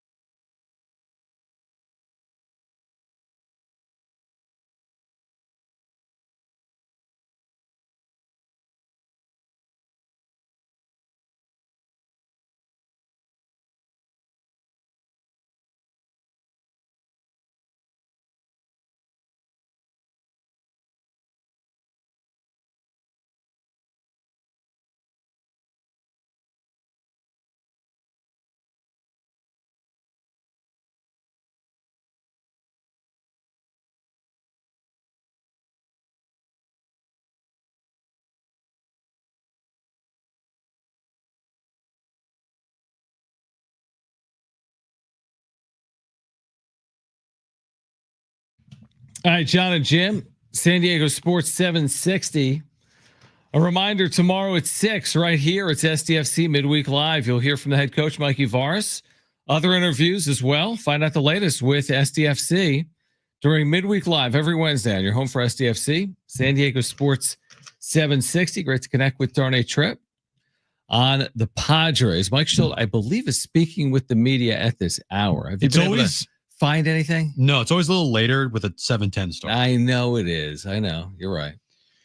So you're usually, saying if it was like a 4:10 start, he would speak before a 7:10 start? Even if it was a 6:40 start, he would have spoken by now. Almost like 30 minutes earlier. Correct. Usually we get Mike Schilt sound around 5-ish o'clock. Yeah, 4:35. So you're right. So now we're looking 5:30. Yeah, you're right. So we'll see. I don't know what profound thing Mike Schilt's going to talk about today. I need the update on. I need the daily King Darvish. The King Darvish stuff is probably the only thing that I care about. Merrill, need the update. How's he feeling? Yeah. Okay. I need those are the 3 updates I need. That's what I need to hear from Schilte. Do you want to hear from Schilt post game on Andy Pages? Oh, from last night? Yeah. Anything? I didn't hear what he said post game last night. We immediately went on the air with the wrap up show. I did not hear Schilt post game. Well, he praised his team, right? Wandy Peralta and David Morgan. He was really complimentary of those two guys. Okay. They were fantastic last night, John. And that 6-3 loss, those guys could not have been any better. They battled. They definitely battled. They went out there and they put up zeros on the board. I love when like the press conference is open and no one else or is over and nobody else is asking questions. Like, I do want to take a moment to recognize the work of David Morgan. Right. Like chill. No, we don't care. Nobody asked you, dude. It's ridiculous. So we'll see if we hear from Schilt. In terms of our conversation with Darnay, I mean, I love what he brought up there in doing the deeper dive on the players the Padres have acquired at the deadline. It has not always helped offensively. I mean, they've had some guys. Luis Ariz, that's not even a deadline addition. You're just adding a really good hitter. So yes, right. And he was a really good hitter last year. Outside of Ariz, there's just not much to show for Preller at the deadline in adding position players. Well, not. If you just look at the course, other than Juan Soto, because in year 2 of Juan Soto, he was an all-star, player, a 900 OPS guy. He was the best hitter on that team. And for some reason, fans hate him. Anyway, right. I can't think of a position player that Preller has traded for that's like really helped this team in the here and now. Can you think of one? No, I mean every single one that Darnay named is pretty much the list. And right? I don't really count Ariz. I credit Preller for doing it, but I don't see it as a deadline addition. He just added Luis Ariz. Yeah, exactly. Definitely Ariz, of course. Last year, he was a big part of their offense. Yeah, they traded for Cronenworth. I don't count that. I'm talking about deadline moves, like in-season moves, not in the offseason, not at the start of the season, before the season. I'm talking about like trade deadline moves at the end of July, beginning of August. What player has AJ Preller traded for, position player-wise, that has come here and made a huge impact right away? Huge, to your point, is... Again, 0? I would say Ariz, if we want to count him, sure. He made an impact. Outside of that, which is a reason to say don't include Ariz because when they got him early May. Yeah, deadline move. Outside of Ariz, no one. Okay. There is no, and you can't say Garrett Cooper. Yeah, his OPS went up a little bit, but he was like a platoon player for a bad team and appeared in 30 games. I mean, that's not some huge impact piece. So nobody is the answer. AJ Preller has acquired at the deadline no impact bat over his tenure. Again, Soto, of course, was impactful even in his first year with some postseason moments, but didn't look like Juan Soto last year at the New York Yankees. Okay, so other than Juan Soto is kind of the outlier here. And the truth is, there was a lot of criticism of Soto the year he was traded here. Right. And I'm sure a lot of fans would love revisionist history, obviously, in hindsight's 2020. Remember when you were all cheering in 2022 for the deal? Now you want to go back? Okay. But in the moment, there was not a single Padres fan that was like, I don't know about I this even one. think that. Do you think people now, even with hindsight, are people like, I wish we didn't do it? Yes, we for still, sure. but we live through it. I mean, it's Yeah. like there's some good with some There's a lot of people that want James Wood. And yes, they want Mackenzie Gore. a lot of people who were cheering and praising That's AJ interesting. Preller for the Juan Soto deal are some of the same people that now are saying, why did we make that move? That's the dumbest move in franchise history. I was the biggest proponent ever of the deal, and I still would make the deal. Yeah. And some of it worked out, some of it didn't. Because but I'd still make the deal. Nobody knew what James Wood was going to become, even though that was the player in the deal that the Padres did not want to give up. Everybody else they were fine with. James Wood was the one that really was the hardest because of how highly they thought of him. Here's the Sophie's choice that you can't probably answer. Okay. Revisionist history. The deal's made. It's Merrill, not Wood. How do you feel? Right? Isn't that a fascinating question? I still think I feel fine because Wood would not have helped the 2024 team because he I don't think he would have. No, he wouldn't have. No. I'm assuming Wood is Wood and Merrill is Merrill. If you I'm totally fine with I like Jackson Merrill a lot, John. No, but I'm saying, would you be totally fine with it the other way too? Well, Merrill gone with you everything see is 2024. It's hard to answer because of what we know now. Like because of what we know now. If we did back then, we would have been like, who's Jackson Merrill? Oh, we would have been like, peace. Yeah. See ya. True. I guess I'm saying now. And also, who knows if Jackson Merrill becomes who he was last year with the Washington Nationals, and who knows if James Wood becomes what he is with the Washington Nationals in the Padres uniform. We'll never know that. Man, is he put together a year? He'll be an all-star this season. That's for sure. And I'm talking about Wood. He is the cornerstone of that franchise. And Merrill put together a year last year. Yeah. He was a great player. Yep. Great player last year. But the thing with Wood is his power upside and power numbers are greater than Jackson Merrill. Yeah. Yeah. He could be a 1,000 OPS player. 40 home run guy. He could be. He could be Yordan Alvarez type. He could be like Devers. He could be like Soto. He could be like Ruth. Be like Bonds. All right. On the other side, let's see if we can hear from Mike Schilt.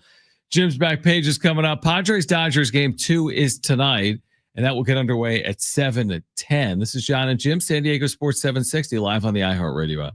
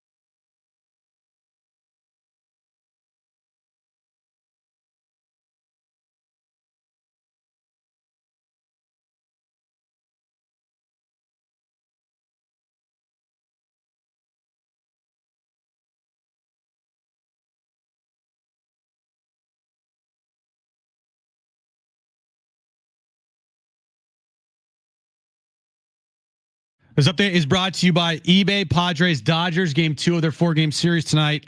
Up at Dodger Stadium, 7:10 first pitch. Randy Vasquez is on the mound for the Padres. Game 6 of the Stanley Cup final underway right now. 15 minutes left in the first period. Scoreless between the Panthers and the Edmonton Oilers. Florida is looking to close out Edmonton and win the Cup for back-to-back seasons.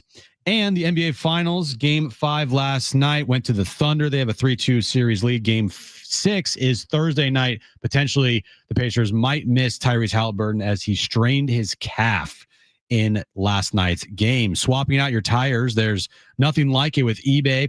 You find the feel you're looking for, from smooth highway rides to grip for rough terrain. Get all the tires you need at prices you'll love. eBay, things people love.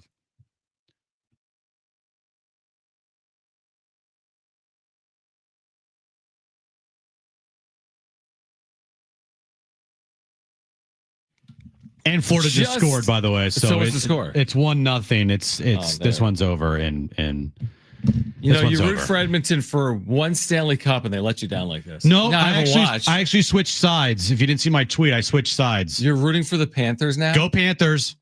What is this, Kings? I Warriors? want to see a dynasty. It's Kings Warriors, you son of a. You want to see the Florida Panthers win the Stanley Cup? Seriously? I want to see greatness, John, and if they win, that's back-to-back cups. All right. They are on verge of being a dynasty. Look at me. You didn't see this tweet I did? You didn't see that? No. I think I have you muted, maybe. Probably. Oh, that's awesome. Mood. Some guy took his Oilers jersey off, and underneath is his Panthers jersey. Yeah, I'm all in on the Panthers. Look at my Panthers go. Hold on real quick, because you're like, hey, this could be a dynasty, right? Back to back, which is good. They've been to 3 straight Stanley Cup finals. Okay. And they're about to win their second consecutive one. Where were you when Tampa Bay went back-to-back 2020, 2021? Are they in the Stanley Cup final, John? No. Okay. So they're not on the verge of being a dynasty, right? Where were you for Penguins back-to-back 16, 17? What's the year? What year is it? Where were you for Islanders 4 straight? Did I discredit any of those teams, or did I just say the Panthers are on the verge of becoming a dynasty? I just feel bad for Canada.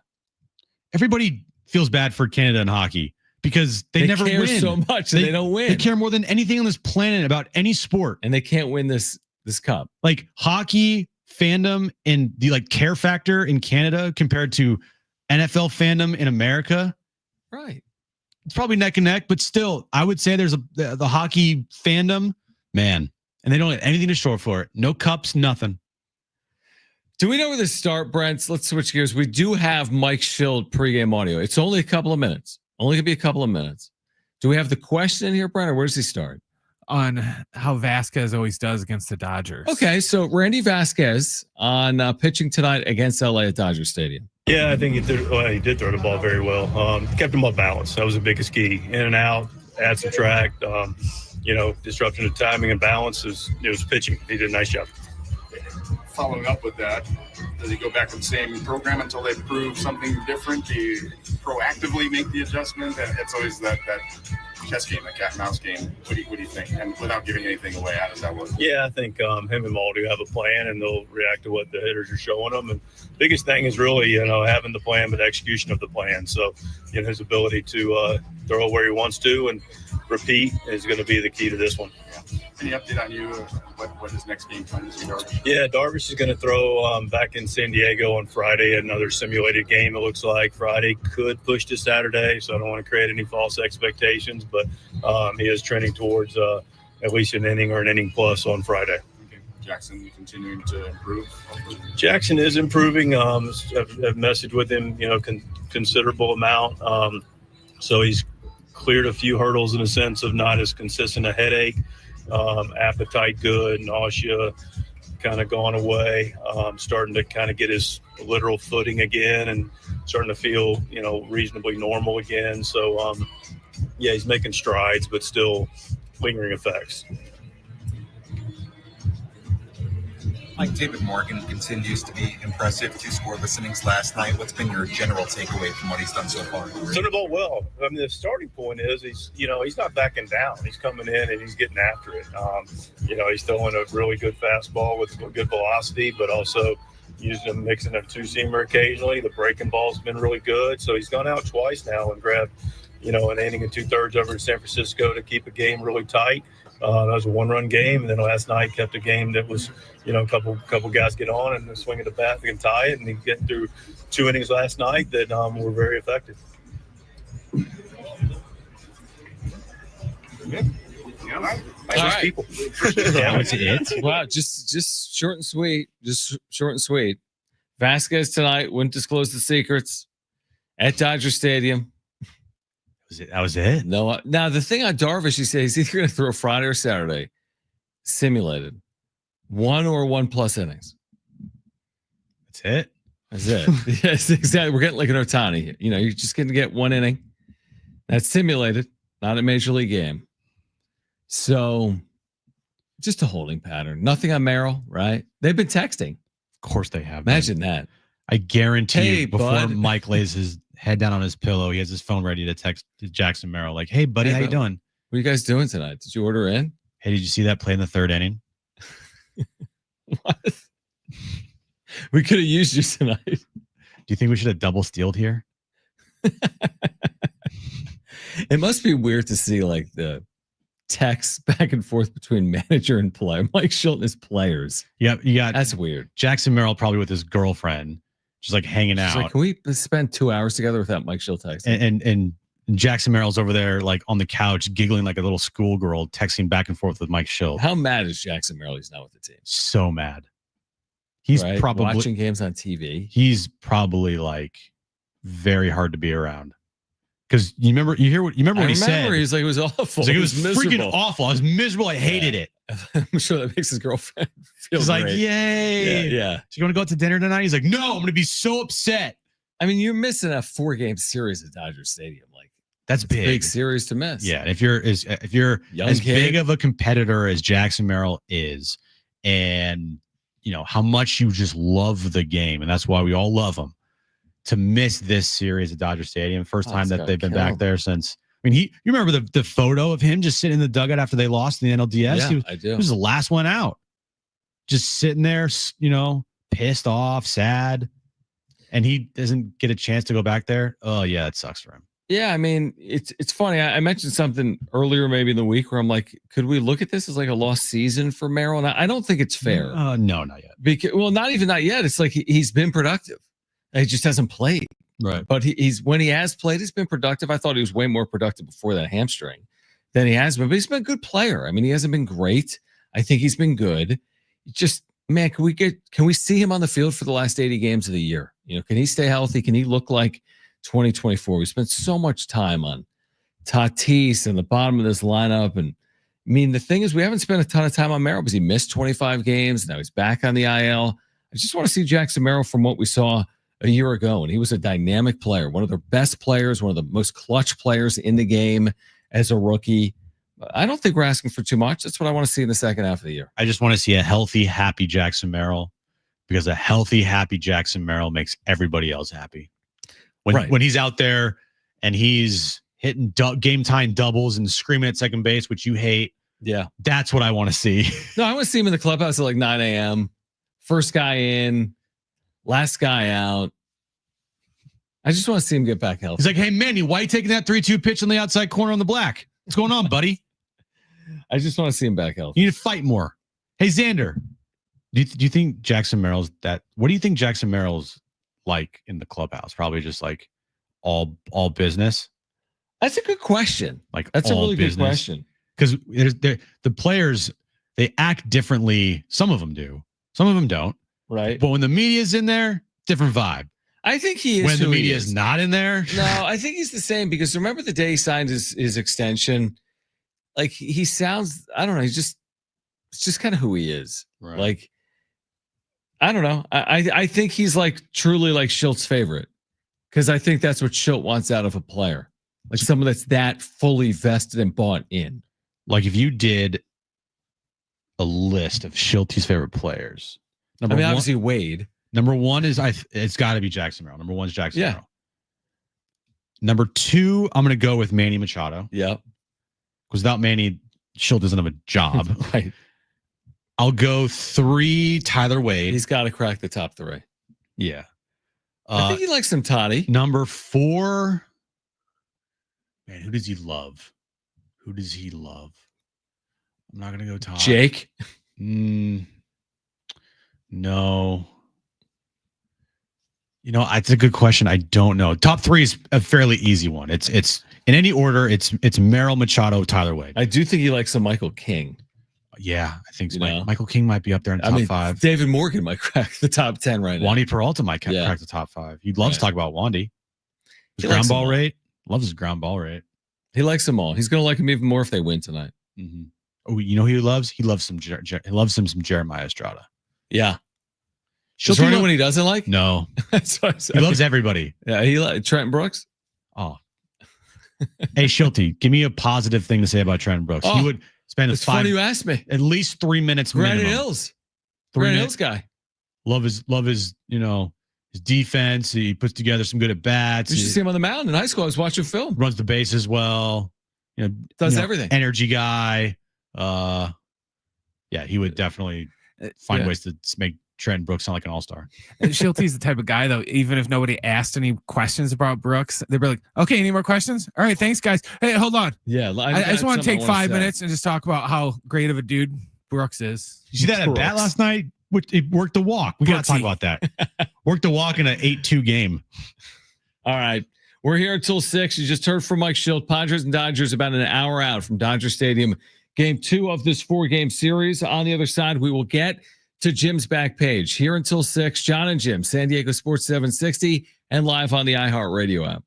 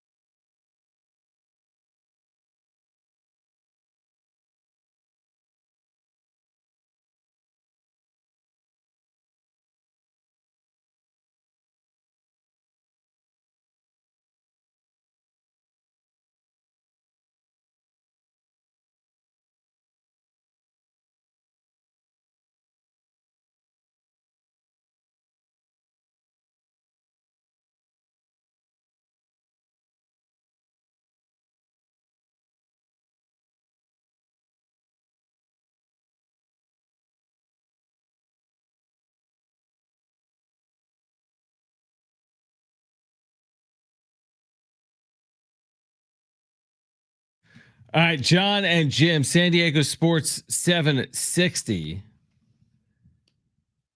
By the way, there's a text on here, 70470. Started with the word team. We'll get to Jim's back page in a minute. 503, when we were talking about Wood and Merrill. 503, wrong, Jim. Wood was projected to be better than Merrill. In real time, he's saying Wood was the higher prospect than Jackson Merrill when the trade was made. Yeah, that's why we said if it was Jackson Merrill at the time, we'd be like, who cares? Bye. Yeah, like, don't let the door hit you on the way out. Exactly. So I don't understand. I understand. Because we literally said, yeah, I think we said that. I agree. We literally said if Jackson Merrill was in the trade, the reaction from us would be like, bye, who cares? Rando. He also said every midseason blockbuster trade has failed. Clevenger, Nola, was that a blockbuster trade? Austin Nola. Yeah, it was. Well, it was a 2020 trade when they traded Andres Munoz. Yeah, and then he said Soto. Brash. And they said Soto. Padres gave up future all-stars in each failed trade. Yeah, it's called trading, though. Mm-hmm.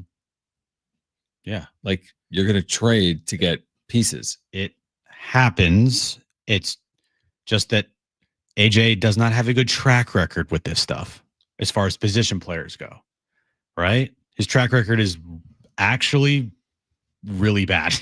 Yeah. Now, some of these pitchers, like the Dylan Cease last year, or Yu Darvish, the first couple of years he was here, Blake Snell, Cy Young season, Joe Musgrove, first couple of years here, like there's been some good acquisitions there. But yeah, the position player thing has never worked out. It's like we've talked about developing a player, like other than Jackson Merrill, it's not like they're developing position players left and right. Yeah, they've done some really good things elsewhere to kind of maybe make up for the fact that Preller, for the most part, other than Juan Soto, all of the trades have really failed, right? For position players, at least at the deadline. Mm-hmm. Yeah. I'm not putting Arise in that category because that was closer to the start of the season. Juan Soto is the only player that like actually turned into something here of substance before they had to trade him to get Michael King and Higgy, which ended up, helping a lot last season. But now you're on the verge of losing King for nothing. And oh, by the way, he's now hurt. Yeah, it's hard. Like it's so easy to be, and I'm there. I mean, it's easy to criticize the GM when things don't work out. I do understand it, but it's also, for me, I'd much prefer taking the shot, like the Juan Soto trade, the Mike Clevenger trade. The go for it mentality to me is way more how I'm wired. Well, I prefer, as opposed to the measured approach. Well, then, are you okay with trading Salas and DeVries? Well, yeah, I'm on the record saying that. I mean, first of all, no player to me is untouchable if you can get the right return for your team, right? So I would say that they're not trading Leo DeVries. No. So it's not something to even nor should they contemplate. And I think he's got a chance to probably be a very good major leaguer. We'll see. That's at least in front of him. Ethan Salas, I'm on the record saying, again, he's so young, he could be a great player, but would I contemplate moving him if I can improve my team? Yeah, to me, I don't think Ethan Salas for me is untouchable. I understand not trading him. I fully understand it. But if you can really get something that's going to help you and is controllable and put you over the top, I'd consider it. Man, I'm so fascinated by what Preller will or won't do to help improve this team. Because listening to AC yesterday, the prospects of him making a splashy type of move, pretty low. And if he makes a around the margins move, how much is that truly going to help if the other guys in the lineup aren't going to perform and produce? Right. So this is a big trade deadline for AJ Preller because the iteration of this team, it's going to be completely different next year. Completely different. King, Cease, Arise, those guys, most likely all three of them will not be here. Then you look at the rest of the pitching staff with Darvish and Musgrove coming back next year. You have Nick Pivetta under contract, which is good. Who knows? I think Robert Suarez has an opt-out. I'm not quite sure. Yeah. But still, you have you're going to have holes in left field. You're going to have another hole at second base. I mean, you already have a hole at first base. Not second base. First base, I meant, because that's where Luis Ariz plays. You already have a hole at short. You have a hole, short because Xander Stucks. You have a hole at catcher because you don't have any catchers under contract next year, and it's not going to be Ethan Salas. You have no faith in Luis Campisano. And if Martin Maldonado and Elias Diaz return to this team, I will lose my freaking mind because those players are awful. Is one of them a multi-year deal? It is, right? Diaz? If you had a gun to my head and I had to choose, I would choose Diaz over Maldonado, but still, it's a really bad option, both of those guys. All right, Dodgers Padres coming up tonight at 7:10. Right now, let's get to this.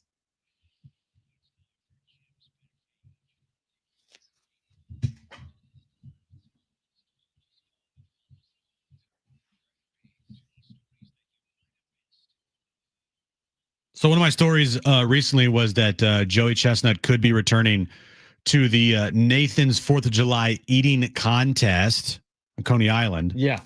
You know, he left because he got a big sponsorship deal from, I think, vegan hot dogs. And last year, everyone's freaking out, and he wasn't in it, and the ratings just plummeted. Well, but he's back, right? Good news, he is back. Wow. Joey Chestnut will be returning to Nathan's famous 4th of July hot dog eating contest, which means all is right in the world. So is he now the immediate clear-cut favorite? Oh, 100%. 100%. Okay. 100%.